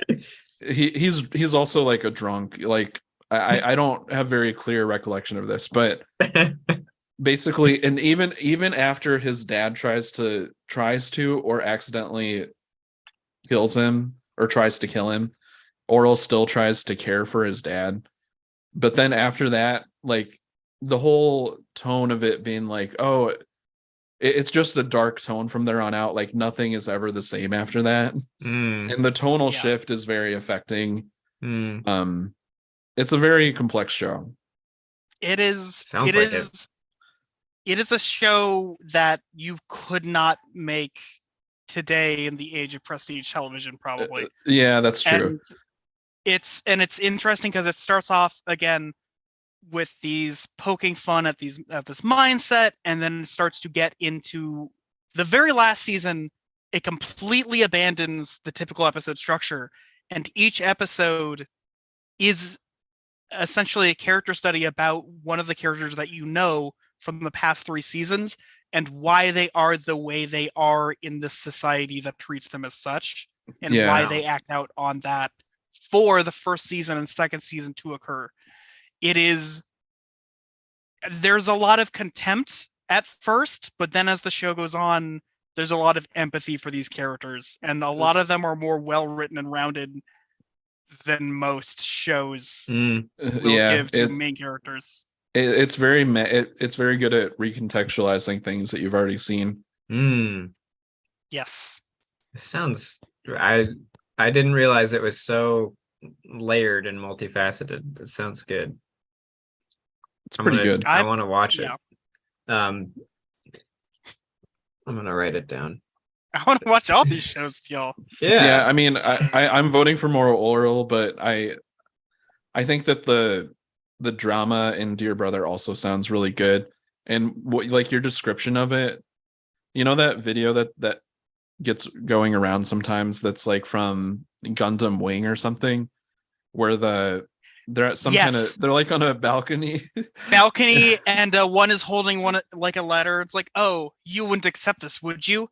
And the person goes like, not in a million years, you terrible bitch. And then he throws it on the ground and lights it on fire and walks away and doesn't look back. It's that times 10. And there's not a single guy in the whole show. It is like, God forbid a woman do anything. And it's like it's incredible. And again, it's not like complete satire and examination of the American nuclear family. But it is looking a lot about class systems and hierarchy and what it means to find identity in a modern world that wants to take everything from you with a past that has given you nothing. It sounds good. It's a cool ass show. I would not steer you wrong and tell you to see something if it wasn't good. I will also be voting for More Oral just because there's nothing else like it, and there probably will nothing ever will be. That's a good point. All right, well, let's give this one to Moral Oral. Definitely made an interesting case for both of those shows. Son of a bitch. Now we get to Afro Samurai versus Moral Oral. So this one I have seen Afro Samurai, I haven't seen Moral Oral. As much as you guys just sold Moral Oral, I gotta give my vote to old Afro Samurai here. But I'll let this is Luke and Rob. We all gotta fight it out, I think. Yeah, I think that Afro Samurai looks cool, but I haven't seen it. So Tamir, Joseph, I'm going to vote for Moral Oral, and I'm going to make Rob decide. Oh boy. Yeah, it's totally up to you now. Moral Oral. I was gonna say Moral Oral is the coolest show I've ever seen. No, Afro Samurai is the coolest show I've ever seen. It is. It's really cool. It's a very slick, really cool, like great art. It has a lot of imitators, but none are the original. Yeah. It's I would have to go for Moral Oral as a show, because as Afro Samurai, it's very good as what it does. It's very straight laced, but there's also a lot of other shows like it. Yeah. And I think there's nothing close to Moral Oral. All right, so this one goes to Moral Oral, and Afro Samurai unfortunately has been defeated. All right, now we come to another cold glass of lemonade. Ice cold glass of lemonade for Afro. Yeah, I just love how big that is. Like, it just because it looks like a normal, like regular size bottle, but just blown up a little bigger. Like it doesn't look like a 2 liter. It's like the shape of just a. There's a weird effect going on that is happening just for whoa. Oh yeah. The camera thing makes it weird. All right, so let's move along to 2 more shows I haven't seen. So I'll leave this up to you two to figure it out. All right. Okay. Luke, have you seen these ones? Yeah, I've seen Bacano. Okay. I just assume Rob's seen everything, so. Yeah, I've seen both these. Yeah. I guess do you want to go for, I have my foot in the ground for this one. How do we start? Shit. Which way is your foot planted? My foot is planted pretty much in Hellsing Ultimate. Hellsing Ultimate is an incredible. It's one of the most bonkers and ridiculous animes I've ever seen. People like to go and talk about, oh, anime is so violent and there's boobs everywhere and shit. And this was an OVA that was in theaters. So this is the most anime that I've ever seen. It's about a vampire named Dracula. He's got Dracula powers. He's basically immune to bullets. They shoot him into goo. He comes right back up. And it is ridiculous. If you want to see an anime, this is an anime. Not for the faint of heart. But they add the word ultimate there for a reason. Tons of guns, tons of gore. The Boondock Saints looks like it's Barney in comparison. Bakano is incredible and incredibly well written and put together. I think Durarara doesn't hold a candle to it. Because they're made by the same person if I had to compare the two. But I want you to kind of sell this. I don't want to spend too much time on it because I'm okay. I'm not going to go to bat for it. I'm not going to stick my foot in the sand for it. But it's a 1930s. It's an anime set in the 1930s in Chicago. It takes place on a train, and there are multiple storylines about all the passengers on this train. And there's a group trying to collect like this immortality serum for this group of alchemists. And it's very good. It's very funny. There's a lot of good jazz music in it. And it has the best, one of the best final fates for a villain that I can think of, because spoiler warning for a 15-year-old anime that nobody's seen, but one of the guys gets the immortality serum, I think, and he becomes immortal. But he gets in mom movies, there's the trope of getting thrown to the bottom of the river with cinder blocks on your feet. Mm-hmm. He gets encased in concrete and thrown to the bottom of the well. thrown to the bottom of the river, and so he's immortal and just on the bottom of on the maybe lake floor or river floor forever. And it's that's a compelling image to me. But I think it's good. I vote for Hellsing Ultimate. Yeah. All right. Yeah, let's move on. Everyone vote for something you didn't put on. It feels good. Yeah, we'll see. I might end up doing that. It's also, and we're going right back. So another two shows. Well, one show that we already talked about, and another show that I haven't seen. So let's figure this out. Yeah, I haven't seen either of these, even though I just voted for that one. I'll vote for whatever Rob votes for. Same. So this is a rough one because you can't watch Infinity Train anymore ever. Oh yeah.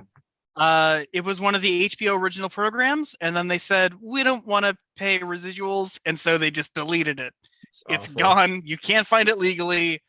No physical copies were made. We're fucked. But it's a really interesting Monster of the Week type show where a bunch of individuals of very different ages, locations, and deals wind up on this quote unquote infinity train. And so each train car is basically a whole separate world, and they kind of have to deal with their own Monster of the Week segment from there. And the whole point is they have to figure out how to get off this train. And that's how it starts. But eventually you kind of meet and discover other people who are on the train and the lives that they live going from quote unquote train car to train car. It was a very interesting series. 4 really cool seasons. I'm probably going to vote for this because it has been obliterated off the face of the earth. And there's, I don't know. I feel bad. God rest its soul. You can probably find it for free online now. Yeah. It sounds really cool. I wanna find it.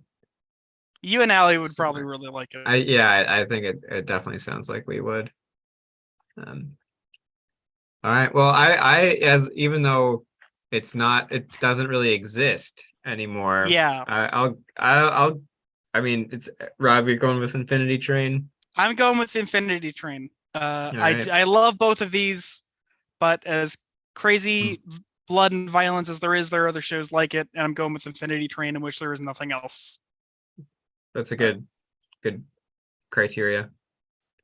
I'm gonna vote for Hellsing Ultimate, just to bury Infinity Train even more. Okay, Joseph, you're the deciding vote. I'm voting for Infinity Train. I'm bringing it back to life. Wow, beautiful, So, just like Infinity the Vampires of Hellsing. All right, and we are gonna move on. We got B it's and interesting how Puppycat. close these ratings are together. Yeah, these two shows are like, well, most of them, even for the ones that, even the previous ones, everything is definitely in the range of 7 to 9 or 7 to 10. None of them are 10. I don't think there's any IMDb scores that are 10, but yeah, like all of them are pretty much in like the 8 range because we like good shows. Yeah. Although I haven't seen either of these shows, so I'm gonna leave it up to y'alls to figure this one out. This can't be me again, can it? Well, I put Paranoia Agent on my list as well. Yeah, but I haven't seen B&P, Puppycat. B&P. Oh my gosh. B and Puppycat. I guess I'll pitch for B and Puppycat. Okay. B and Puppycat is this very, very. It is a TV show with a long lineage. I don't know if y'all have seen one of those many online charts where like at the top you have like Flapjack, and then like through the multiple like writers and creators, it goes down to like Adventure Time, and then like Chowder, and then like a lot of. So this is one of the shows from a long line of cartoon proteges. Natasha Allegri made the show called Bee and Puppycat, where it was piloted. They made a first season of it. They made a second season of it. Then Netflix bought the show and essentially remade the entirety of it for no particular reason other than to say that we can. So it was a show that was in development hell for a long time. And it finally came out, and it was remarkable. It has a tone and an aesthetic that is very kind of shoujo influenced, and a lot of really, really good soundscapes. All the sound effects and the music is done by Will Weisenfeld of Baths and Geotic.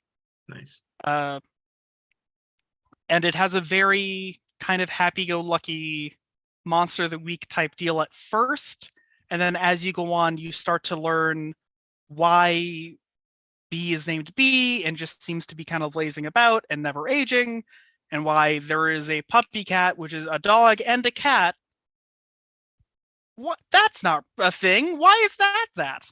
And you start to go around and learn that everyone's lives are a bit more interconnected than anyone has really realized. And it is a show aimed at a younger audience, but it is also a show clearly written by people who are closer to our age and have a lot of, I don't know, interesting views on things and interesting ways to live. It's neat. It is a show with characters that feel like people that you would meet in real life. I like it. Yeah. Take a look. Sounds pretty good. Yeah. This one is available somewhere, right? Yeah. This one's on Netflix. It's getting a season 2. Check it out. Cool. It's easy breezy. Beautiful. Cover girl. All right, Luke, let's hear about Paranoia Agent. Okay. It's a psychological thriller anime series. It was created by Satoshi Kon, who made one of my favorite movies, Perfect Blue, and also he made Tokyo Godfathers and a couple other movies. I know that one. Yeah. And Millennium Actress and Paprika. Yeah. And it's the story is about a serial killer who they call Little Slugger because he's like this. He appears as like a kid on roller skates with a bat, and he beats people's heads in. And so every episode is about a different person who was affected by this killer, and it's hard to go into it too much, but you start to question, like, is Little Slugger real? Is Little Slugger like multiple people? And then these like detectives are set out to put a stop to him, basically. And then later on there's more themes about like what makes something, like, if enough people believe in something, can it be real? Or like how it affects society. I don't know. It's hard to explain because I don't want to give too much away because I really like it. Go ahead. I feel like a good hook is that these detectives who are trying to figure out more about Little Slugger, and each episode is looking into the people affected by it, and they're trying to figure out what's the common thread. Yeah. And as they follow that thread, it leads them down more and more of an interesting rabbit hole than I think anyone could have imagined, especially coming from a master of animation, Satoshi Kon, who is no longer with us, but he left us some incredible works. Yeah. Wow. It also has one of the best theme songs ever, written by Susumu Hirasawa, an amazing musician. I love a good theme song. It is a good theme song. It's really good. We should judge only based on theme songs, maybe. Yeah. Paranoia Agent would maybe win. It would be Paranoia Agent v Better Call Saul versus King of the Hill. King of the Hill is classic. Really good. Yeah. This show had a big impact on me when I saw it like on TV when I was a kid, and opened up my mind to like what you could do with stories, I guess. But it's also just a really good mystery, and like all of his stuff is very interesting psychologically, especially the more like thriller ones. And I think it's definitely worth watching. So I'm voting for Paranoia Agent. It's also available again. That's good. It was not released in the US for a number of years. I walked into a Walmart and bought a Blu-ray copy like a couple months ago. Nice. It's out there. Yeah. It's on YouTube too. So Luke, your vote's for Paranoia Agent. Rob, what are you gonna say? I gotta go B and Puppy Cat, but if only because Paranoia Agent is not Perfect Blue. God, I love Perfect Blue. That's true. It is not that. Talk to me. It is. It's different than the other thing. It's different.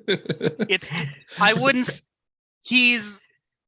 Paranoia Agent feels more anthology series wise, and his films feel way more concentrated. Not concentrated. They feel more. Yeah, this kind of hits on something that I don't like about TV, is that I think a lot of TV could be movies. And yes. Paranoia Agent could have been a movie and been better. How many episodes is it? There's like 8 or 10. It's not a lot. It's not long. It's one season. It's something I do. And another thing with that is Paranoia Agent. They made it knowing where it's going to begin and where it's going to end, where more shows should do that. For sure. Even Satoshi Kon's lesser works are better than most people's bests, which is the thing with him. Yeah, just like a once in a lifetime kind of artist. I love him. Yeah. It sounds. I think both of these shows sound pretty good, but I am the deciding vote. I think I'm gonna have to go with Paranoia Agent just because I kind of want to watch it more, but I also Bee and Puppy Cat also sounds super interesting. So after when Luke was starting to describe Paranoia Agent, I technically didn't say what Bee and Puppy Cat is about.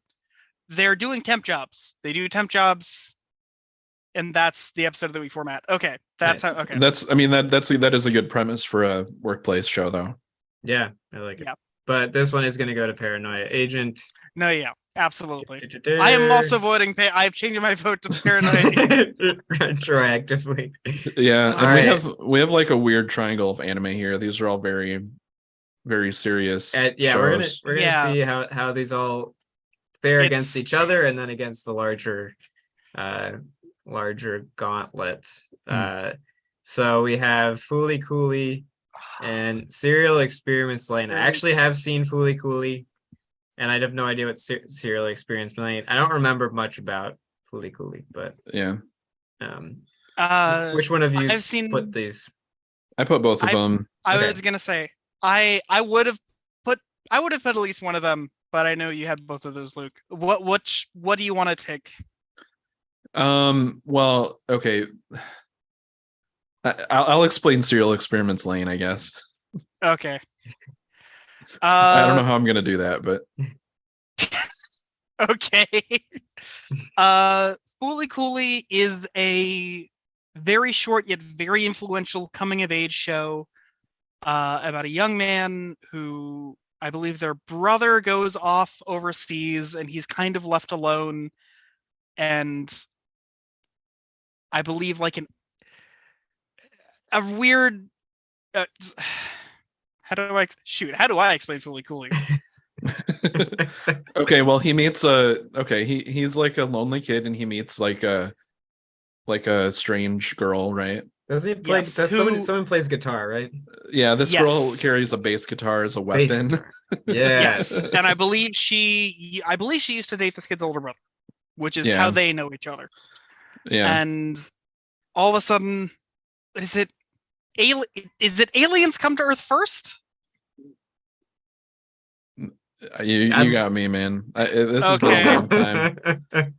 But I remember the feelings it gave me, but I don't really remember the plot. It's interesting because when people talk about the show, it's a lot. It ends up being a lot about that, where a lot of it is nonsensical, but it doesn't really need to make sense for the weird coming of age like that it's trying to do. A lot of it's growing up. The kid grows a horn at one point, which is, it's very floppy. It's a metaphor for puberty. And it's also very influential to people of a certain age who were the target audience of it. Another show, real quick. We should have added Yes. Men of a Certain Age to this with Scott Bakula and Ray Romano and Andre Bronner. Okay, we should have added fucking Quantum Leap, honest to God. Yeah, because actually. Scott Bakula. Yeah, fuck. Quantum Leap would have been good. If we want another honorable mention. If we want to add like some late arrivals, I have another one that we forgot to add. What is it? Ooh. True Detective season 1. Ah, yes. Oh, I was I was gonna suggest True Detective, but I was like, it's True Detective is hard to do as a show because each season's a different show. Yeah, it's tough. But yes, True Detective definitely could have made some waves potentially, but it's too late now. Yeah. Sorry to distract from the. No, I was the one who distracted initially, so that's okay. All right, but so let's talk about Serial Experiments Lane. Okay, this is a show about a girl who likes to use the computer a lot. She's she's a very withdrawn girl, and there's some weird things going on with her family and like who her parents are. But she and she gets bullied at school. And she finds solace in using the computer. She gets a new computer. Her dad is like a computer engineer or a software engineer, and they get a new computer for her room. And then she starts to delve into this like online world of shady dealings and the art, like the technology, like the design of the computers is amazing, and basically it's just about her getting to the bottom of like who she is and like what these organizations online are. It came out very like early into like internet culture, but I feel like it predated a lot of stuff that we talk about now. And it's very slow paced and very experimental. It's pretty abstract and you don't know what's going on a lot of the time. I think that it could be a little easier to understand what's actually happening. But it also kind of like, it's like a couple things happen in the first few episodes and then like basically nothing important happened. Well, I don't know. Not a lot happens for a while and then it goes like then it goes from like 10 to 60. But it's really good. It's really interesting. It has like I said, it's very experimental. It'll just drop like little YouTube documentaries into the show before YouTube existed, like basically like archival footage of like explaining like I don't remember exactly, but like the origins of government programs and stuff, and like trying to, it's like an Adam Curtis documentary if you've ever seen those. It's very good. It's ambitious. It's hard. There's nothing else like it ever. So I don't know if you want to add anything to that, Rob. I have been like chomping at the bit. Serial Experiments Lane and Fully Cooley feel like two sides of very similar coins. They're both about kind of growing up on identity. Fully Cooley more on the loosey-goosey type kind of way, with traditional sex, drugs, and rock and roll, except it doesn't really have sex, drugs, or rock and roll. And Serial Experiments Lane is... But also, I cannot stress enough how influential both of these works are, not only to anime, but also works abroad. And Serial Experiments Lane feels like someone has been touched by Apollo to predict the way internet culture is. I know a lot of forums and modems were popular in Japan than they were in the West. They were early adopters, I guess is what I was saying. Or trying to say. And so everything that in each episode focuses on one separate aspect of the internet and how it relates to us culturally through this character Lane. And they also kind of double as, I want to say, X-Files episodes in ways where it is sort of monsters of the week, but every monster is kind of a weird piece of society that we don't really know about. Hence where kind of like the YouTube kind of essays come in, where there's an episode on aliens and there's one on government programs, and then one on like essentially like an early like creepypasta. I'm voting for Lane because I'm just talking about it. I'm getting myself more psyched to rewatch it. Yeah, I'm voting for Lane too. I feel like Fully Cooley is also very unique, and it has a very unique tone on a coming of age story that you don't really get, and I feel like it's very personal, but like it's just they're very different. But Lane is like, if I had to choose one to destroy from like erase from history, I'd have to choose FLCL. Yeah. So yeah, they're both very influential. They both have a lot of baggage. FLCL has easily the best music of the two. No, I mean the theme song of Lane is so good. No, okay, Lane's theme song blows out of the water, but as an overall score, I gotta give it to FLCL. I'm giving it to Lane. Don't worry. I've heard the Cyber Rave Mega Mix, and it's very 90s. So I love it. You're right. And also the theme song of Lane is just like a song from a rock band that's like a licensed song, so it's not technically score, but it's very good. It does own. It's really good. It's really, really good. And it's like 100 times better than Then it's weird because it's way better than their other songs. Yeah. one of the only other shows that I've seen do that is Ergo Proxy, in which I think they literally licensed Paranoid Android by Radiohead. That's perfect. Nice. It's Nice. it's excellent. Give So- him Slain. All right, yeah. For- Yeah, I sorry, have go, Luke, go. Sorry, shit. It's just a unique piece of art. Like there's nothing like it. It's hard. I don't know how to explain the show to somebody. I mean, like it's not hard to understand these ideas, but it's a very weird tone. It's like more abstract than Twin Peaks Return. The things that it tries to but- associate together, it is incredibly grandiose. Yeah. And it is a show in which either it feels like it's a show where people have gotten lost in the sauce themselves. Yeah. The authors themselves have gotten lost in the sauce. Like you look at them now and they could have never have made this show today. Yeah. You just got to give it up to somebody who like pours everything they know into one thing and predicts the future. So Yeah. you gotta give it up. All right. Yep. Let's go on to Serial Experiments Lane. And let's keep it rolling. Fun to be done. So we got two more shows that won their first play-in, and now they have to go up against each other. So this is going to be another. This might be another tough one. I don't know. We don't have to do this, but I will submit that I propose that we don't spend too much time talking about these because we just talked about them a bunch. Yeah, that's fair. Yeah, if there's any specific debates, but as people who have seen them, where are you leaning?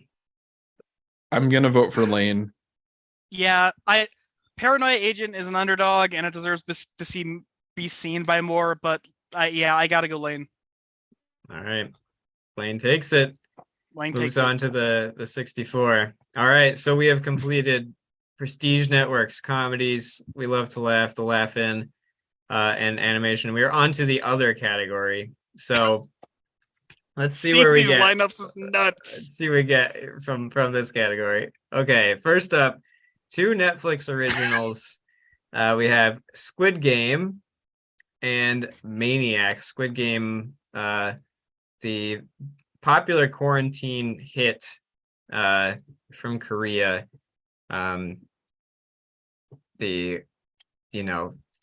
Stuff was happening. They did the game, the Squid Game. They sure did. And we have with Maniac.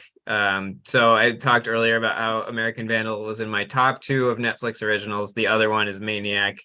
I love Maniac. Jonah Hill. I was gonna say I completely forgot about it when I saw it was on here. I was pleasantly surprised. Yeah, Jonah Hill, Emma Stone. Weird, slightly, futuristic, definitely a dystopia future, but it's not like super future. It's like kind of retro future-y, and they do some weird things, have some weird experiences, lots of weird like dream sequence type things.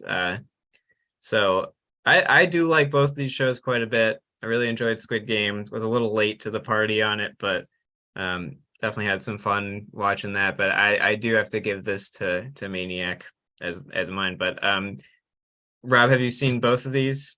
I have seen both of these. Where are you? Luke, how about sorry, Luke, have you seen both of these?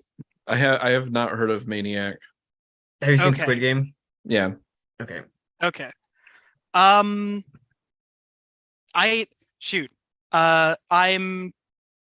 okay. Immediately out the bat, I'll leave it up. I think Squid Game blew up. It was a show that was trying to be made for 10 years, and it should have been made 10 years ago. It's Squid Game is essentially Danganronpa for normies, and if that sentence made sense to you, that's your problem. I don't know what that means. Thank you, Joseph. You're valid. Squid Game is cool. Was a lot of the nuance lost on American audiences who didn't look into the subtext or context of it. Yeah, South Korea is so much more fucked than we ever thought. Oh my god. It's rough. It's pretty bad. We're heading there soon. Don't think about it too much. Maniac feels incredible. Maniac feels like a show in which there will be a Squid Gamification of itself in 10 years. It is a show that goes into the dreams and minds of these people dealing with mental health issues as part of a trial. It has a very retro futuristic style. Yeah. I believe one of the directors or ongoing directors also did a lot of work on Atlanta with the incredible talented Donald Glover. Give it up. Yeah. Luke, I think if you had seen Maniac, you'd probably vote Maniac because I think it is the closest thing we have ever gotten to a live action Satoshi Kon. It feels very, very Paranoia Agent. The aesthetics are amazing. The aesthetics are so cool. Like the whole feel, it's a very much a show about like the feel and the vibe. And there's still an interesting story, but a lot of it is just kind of like this weird future, but it's not future. It's got like, you know, some brutalist architecture and like old school like screens and buttons and stuff, and just great lighting. It is a I keep going over what the shows are actually about. I keep jumping the gun. Yeah. Maniac follows two characters, Jonah Hill being one of them. I want to say Emma Thompson. That's Stone. not right. Emma Stone. Oh my God. Jonah Hill and Emma Stone, as they each end up in this psychological trial for a new experimental procedure that allows people to go essentially into their own minds and help correct their own. It's like Dream Corp LLC if it was serious. I think we brought up what this show sounded like earlier. But eventually something starts to go wrong. And it is a very interesting piece on mental health and what we as a society do to deal with it, where it often stems from, and what we try and do to solve it and how we deal with it. And it is done so in a way that's pretty nuanced for an American Netflix show. Yeah. It is a very quick, easy one season. It's a limited series. Yeah. So it's very designed. It's a limited prestige series. Like beginning and end, it has the whole arc. Like it's not doing weird stuff. It's not trying to get renewed. It's doing like exactly what it wants to do. And just the music is incredible as well. I listen to the soundtrack like just probably on a at least weekly basis. Like I'll listen to one of the tracks because I just love it. It's emotional. It's cool and futuristic. It's great acting. I love Maniac. We should let's watch Maniac after this. We should definitely watch Maniac. I'm glad that you brought up the idea of it not trying to be renewed, because I think that a weakness of television in general is that they always have to be trying to get renewed. Yeah. And get more money and extend things as long as possible. Like it doesn't have to be that serialization is bad, but it can have some bad effects when it's mixed with capitalism. So I feel like I do feel like that could be a possible critique of Squid Game, because I think Squid Game could have been a great one season arc, but then they like kind of threw this at the end of like but like you didn't really I don't know, they could have ended it stronger. I was gonna say that too, because Squid Game has very high potential energy for being really bad. Second season could be that's the big fear. Yeah. He dyed his hair red. I mean, it was too red, I think. His hair was very red. He just didn't look as cool. He looked cooler before. Yeah. Yeah. But that's a really good actor. He was incredible. I like all the acting in that show was great. Like it was, and like all the sets and the story and the American actors who like, remember those guys? The masks and stuff were super cool. Like, the social commentary, like all of it was really cool. I think it's a show that we're gonna have to look at again with some commentary and context to really say what it was originally about. I'm really afraid for a season 2. Yeah. Again, it was an idea permeating for 10 years, so I don't think there's not some ideas happening there. Yeah. But it seemed like it could have been a one and done, and the idea that it goes on forever. Yeah. I mean, I guess that's part of what it's trying to say, is that this game has been going on forever. Yeah, I feel like there still are mysteries and unanswered questions that they could get into that could be interesting to dive into, but sometimes those things, you explain them, you over-explain them, and they're not as interesting as they would have been just left up to the imagination. Yeah. The more we talk about Squid Game, the more similarities I'm seeing to Twin Peaks, which is interesting. Yeah. It's not direct, but thematically, with a show that goes on forever and explaining or over-explaining things, and what the idea and the point. We'll get into that when Twin Peaks comes along. Yeah, there's a lot to be said there. Yeah.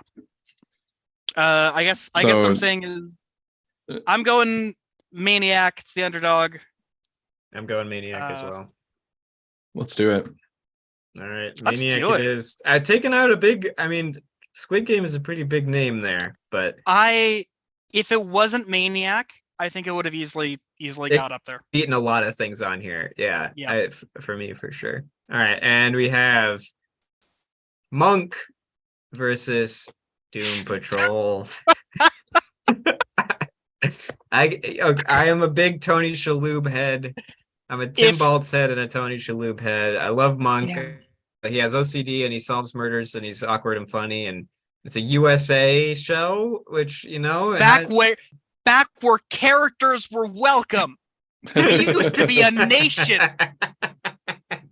We used to be a proper country. We used to be a proper called country. The USA. Called we need to USA. Go back. We need to go back. Burn notice. We need to go back to the 2000s. Monk. White collar for a season or two. Oh man. Yeah, no, my dad loved Monk. We would watch Monk at my dad's house all the time. Like, I've seen every episode. I'm a big Monk fan. It has a special place in my heart. They got that kind of very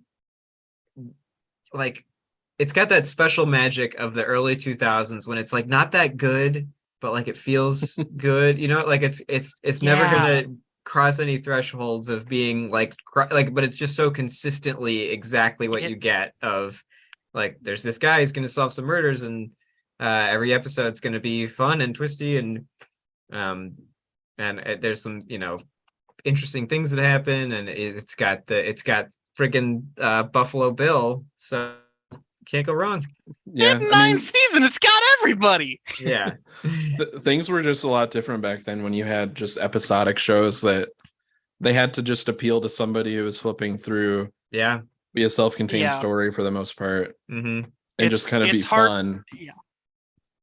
It's hard to compare anything very modern, like the new Doom Patrol, and then Monk. It feels like two completely different eras.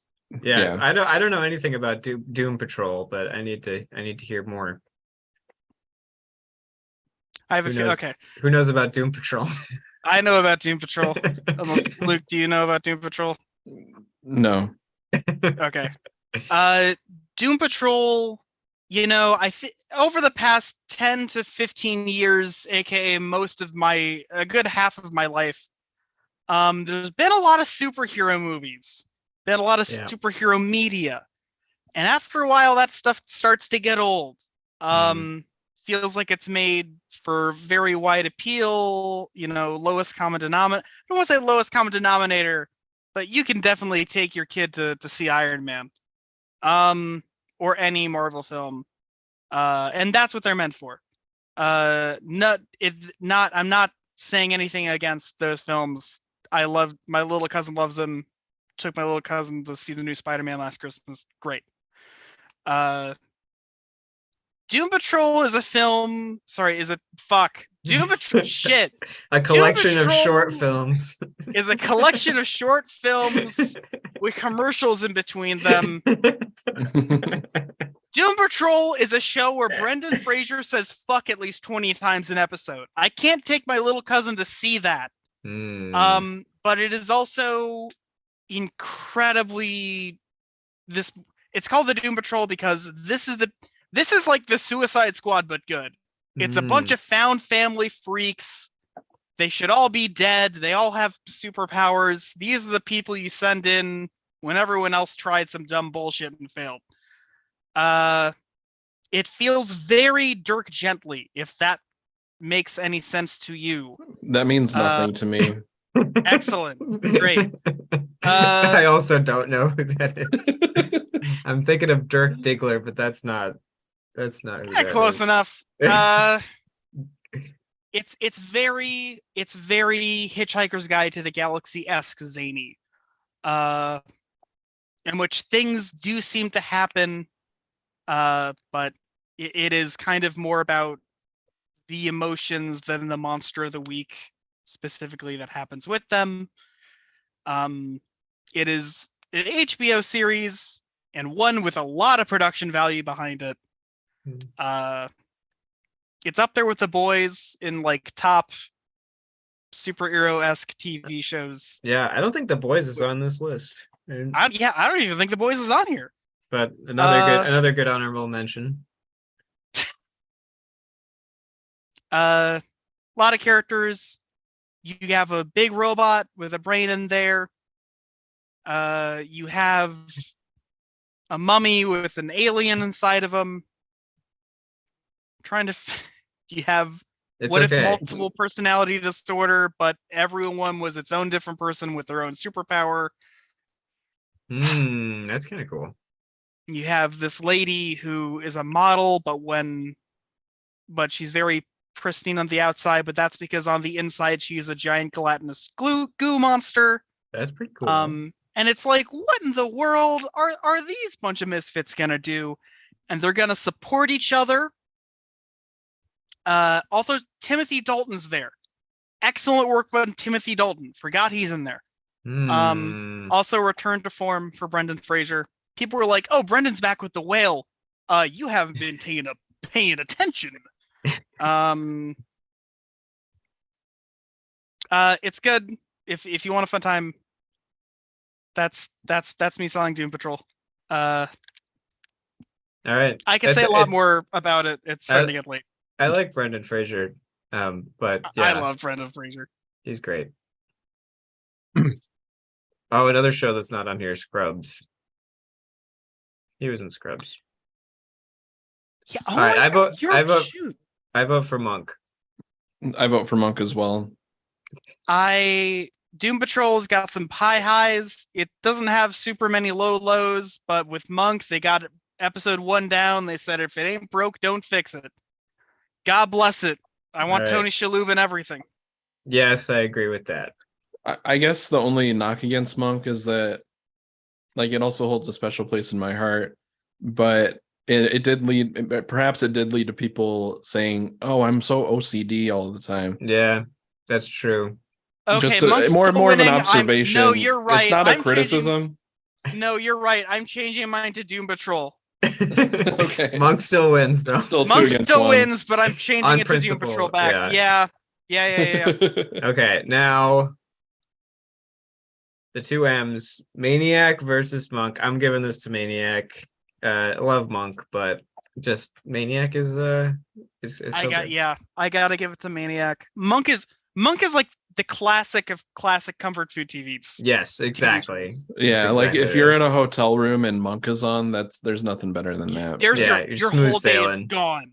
Yeah, you can just watch it all day long. What is it I've seen? Like, if you're in a hotel room, Monk and Family Guy hit different. That's absolutely correct. It's so true. It's very true. Yeah, you're just like, I found a safe harbor in, in my the dark storm of television. In the dark storm of, in the dark deep weather of how the hell does the shower work? Monk will be there for you. On USA. Characters welcome. All right, with that, RIP to Monk. Rip Monk. You lived a fair life. Now you're on the Marvelous Ms. Maisel.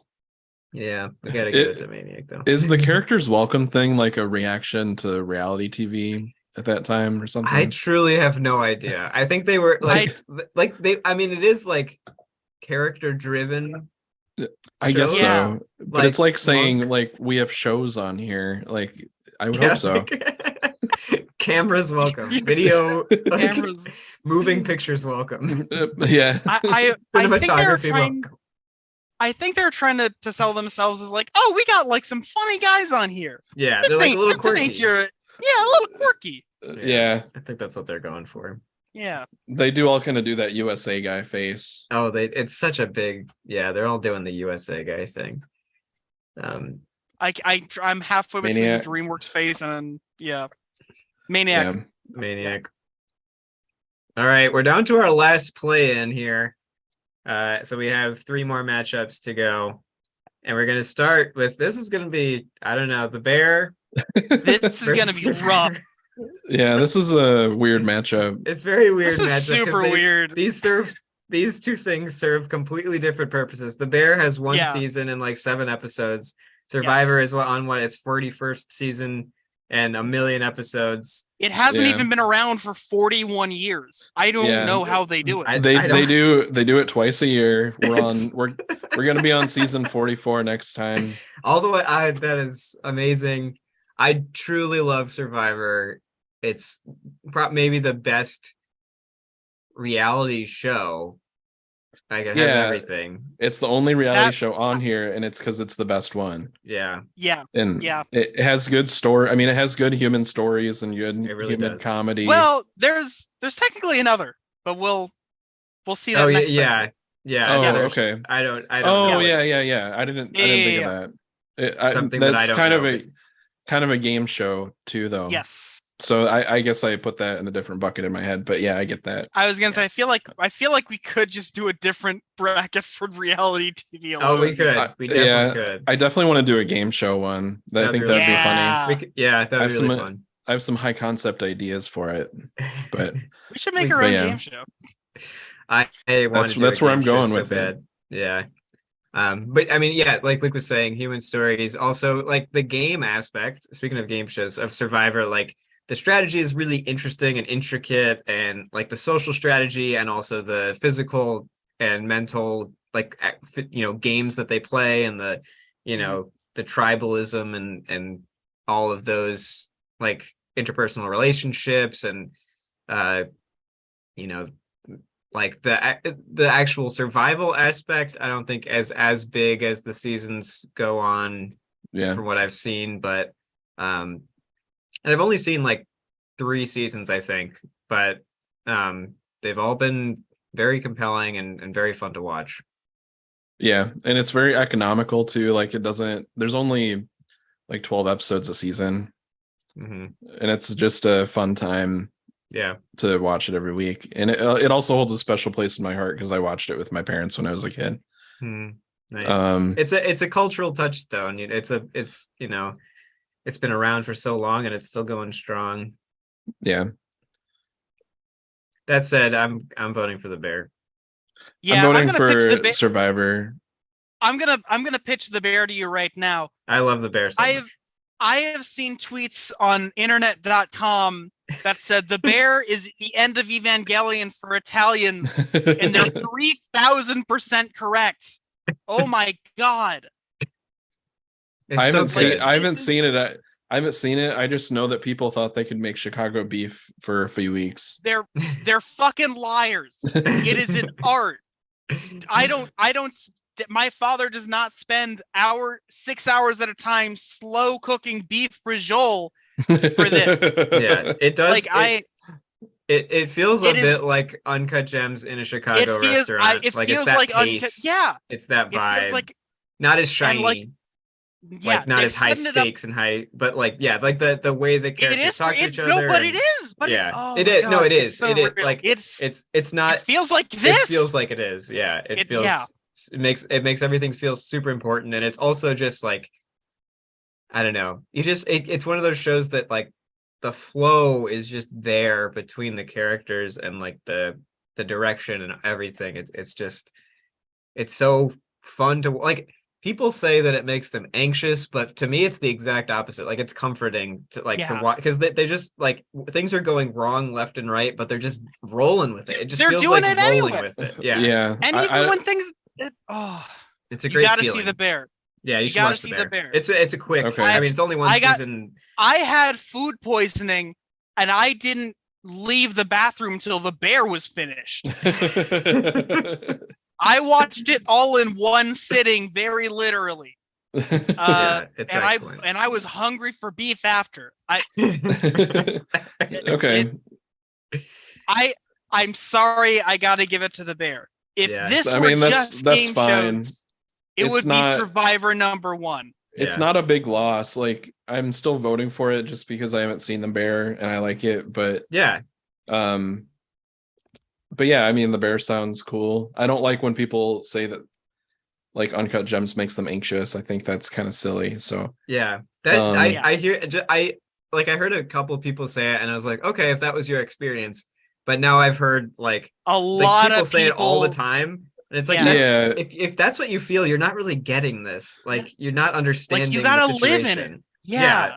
Like, Yeah. you're not You gotta- immersing yourself, because he is not anxious. Like, he has no No. anxiety.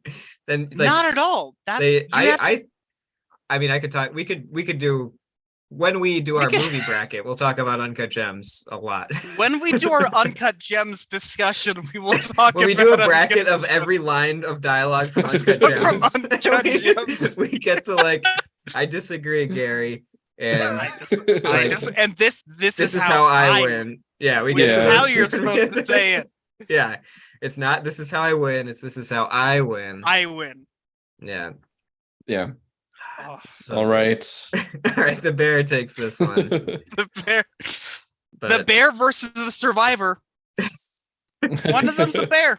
it's Yeah. one of them's a bear. The bear's Man gonna versus win. bear. Man, Didn't now that's a show. I'm just picturing they put a man and a bear and then they just fight each other. Yeah. One of Yeah, them's there gonna is die. there is a Herzer Warnog film that's that. A And Herzer you, Warnog. oh, you will guess the ending. Yeah, it's Ooh. that's a compelling piece of film. I don't even know what it's called. What's that called? The only thing in my mind right now is the bear, but I know it's not called The Bear. Grizzly Man. It's not. Is it Grizzly Yeah. Man? I would have called it Man Eater, that's not a good title. No. Oh No, God. it's not. No, it doesn't it's work. Not a good. It's not. No. They could have used the Hall & Oates song, and Yeah. neither here nor there. No. Yeah. And also The Revenant. We had to bring up The Revenant when we're talking about bears. Oh my God. Leonardo DiCaprio beats up a bear. Kills a bear. So good. Kills a bear with That's his we'll talk more about it when we get to The Revenant versus Uncut Gems in our gems. future bracket. All right. Two more shows I haven't seen. Takeshi's Castle / Really? MXE and Lupin. Lupin. Lupin? Oh, because it's French. It is French, yes. Yes. Luke, do you have any experience with these? I watched MXC a lot when I was a kid. Yeah. And I've seen clips of the original Takeshi's Castle. I do have a gripe with you though. Like, these are two separate shows. Why don't have a gripe with me? Okay. You're right. You're okay. Because one I is didn't know like what to do. I was confused. one is like Yeah. one is like a mystery science theater version of the other. I should have just put MXC. You're Okay. so right. This is Okay. basically just MXC, most extreme elimination. Gotcha. And then With Lupin, I want to see. I haven't seen any of those. I'm interested in watching the movie that Miyazaki directed specifically, but I'm also open to watching it in general. Okay, so we're talking about two different Lupins. Okay. I thought you were talking about Lupin the Third. Yeah. Yes. What's this? So that's Lupin the Third. This is the new Netflix series called Lupin. It is a French show about a thief in the modern era whose father was wrongly put away for a crime he didn't commit, and so he and the Lupin in modern day France renames himself in modern after day French. Renames himself after Lupin, the gentleman thief, to prove his father's name and to save his family. It is cool as hell. It's like, what if it's a very Ocean's 11, but per episode, and it's also there's one person. But it's cool. It was big on Netflix for 2 days, as all shows are. Yep. It exists. You can watch it. Pretty good. It's more than afternoon. Sounds pretty cool. I'm familiar with The Gentleman Thief. Yes, but not with the series. Yeah, if you've played Persona 5, you'll know that it's what Shibuya is based on. Yeah. That's a joke for people who are online. I'm online, and I'm not. You I don't know what that. I'm not online enough, I think, is the problem. No, you're perfect amount, Joseph. Don't be like me. I mean, I've played that game and I didn't really get the joke. But I mean, I know that Arsène Lupin is a reference in it. Oh, people online were like, "Oh, we need more music like Persona 5," or like, "Oh, that's from Persona 5," and it's like, it's a real place. It just takes place in lights. Oh, okay. Yeah, I'm familiar with this. Okay, yeah, this familiar. Yeah, Jamiroquai is real. Okay, we don't. It's not just an anime. Yeah. Okay, I mean, so these things are very different. Yes. Yes. Extremely. So, which one's gonna win? This is the matchup from hell. I want to vote MEX. Wipeout wishes it was MEX. Most Extreme Elimination. Mystery Science Theater wishes it was Most Extreme Elimination on an off day. American Ninja Warrior wishes it made more money and it sucks compared to Most Extreme Elimination. American Ninja Warrior is like, oh, this person, they battled 8 diseases. They lost all of their kids, dropped their college accounts just so that their parent could train on their homemade 8-foot wall. And then they fail miserably. Most Extreme Elimination is, this is a teacher, watch them get punched in the nuts, and then they do. Yeah. It's like our good friend Robin said, I could spend all day working on the perfect joke, but at the end of the day, nothing will make me laugh harder than seeing Johnny Knoxville get hit in the nuts by a bull. And gosh darn, they're onto something. I don't think either of these are making it very far, at least in this lineup. Yeah, I'm gonna vote for Lupin. Hell yeah! All right, me too. Even though I haven't seen either of these. Lupin win, baby! Here we go. Yay. And we got one last matchup for tonight. We got the bear versus Lupin. The bear versus the wolf. It's the bear. Yeah, it's the bear. The bear would eat a man. Bear would eat a man.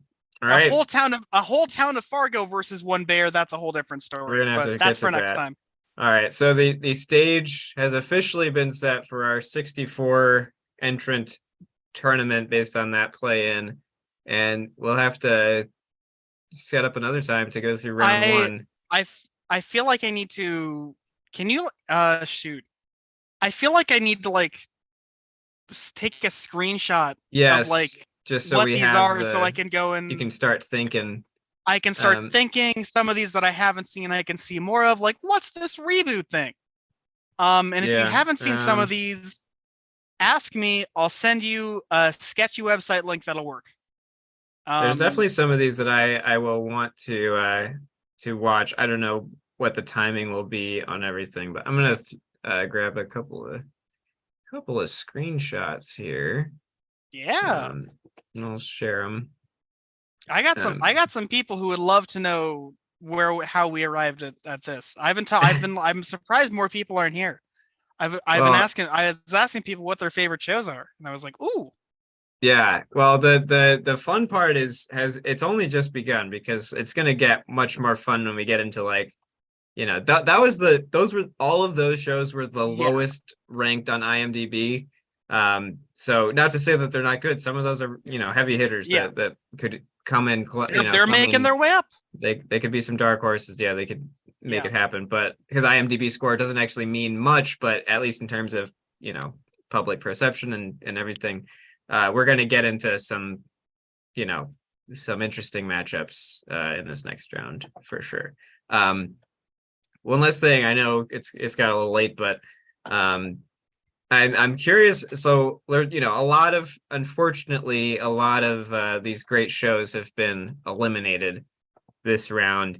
Any of you, like you two, if any of your favorite shows got eliminated, like which is the one that you think that you're the most bummed about?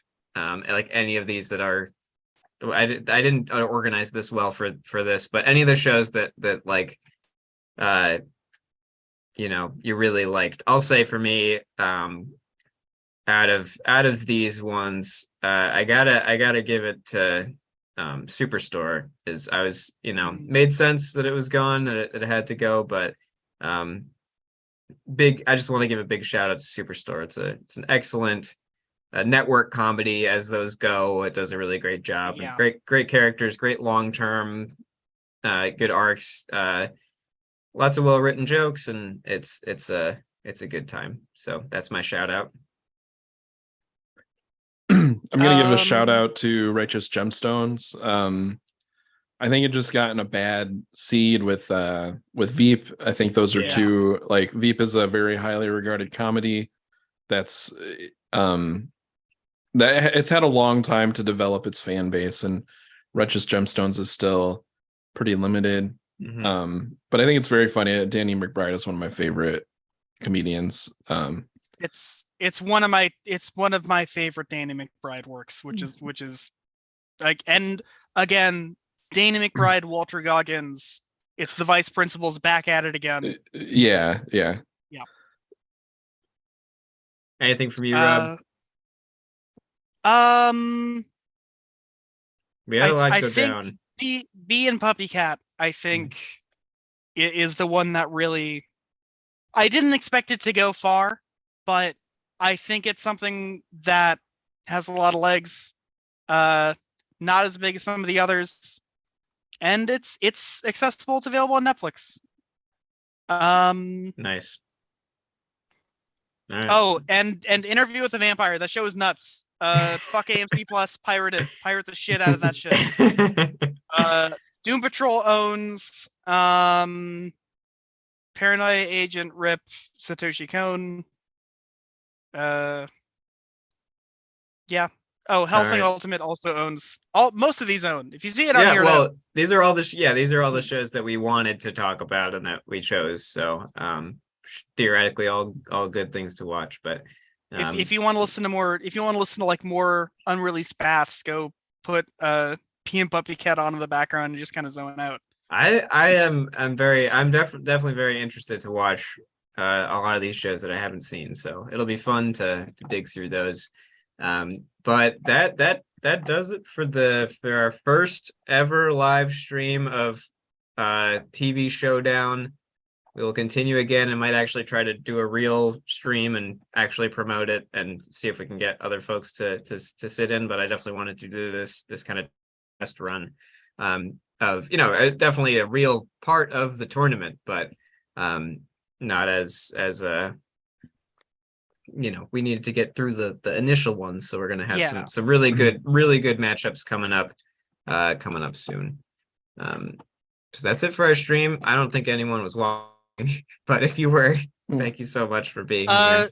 We had a bot on Twitch that offered promotion of our channel for chatbots. That's that's something. That's something. That's how we know we made it. If you want to be scammed, go to dogehype.com. I already have it bookmarked. Wonderful.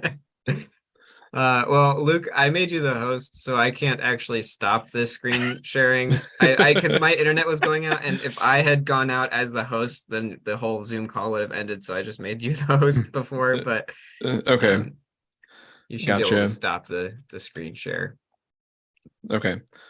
Or not the screen share, the like live share thing. All right, I can do it from Boxcast.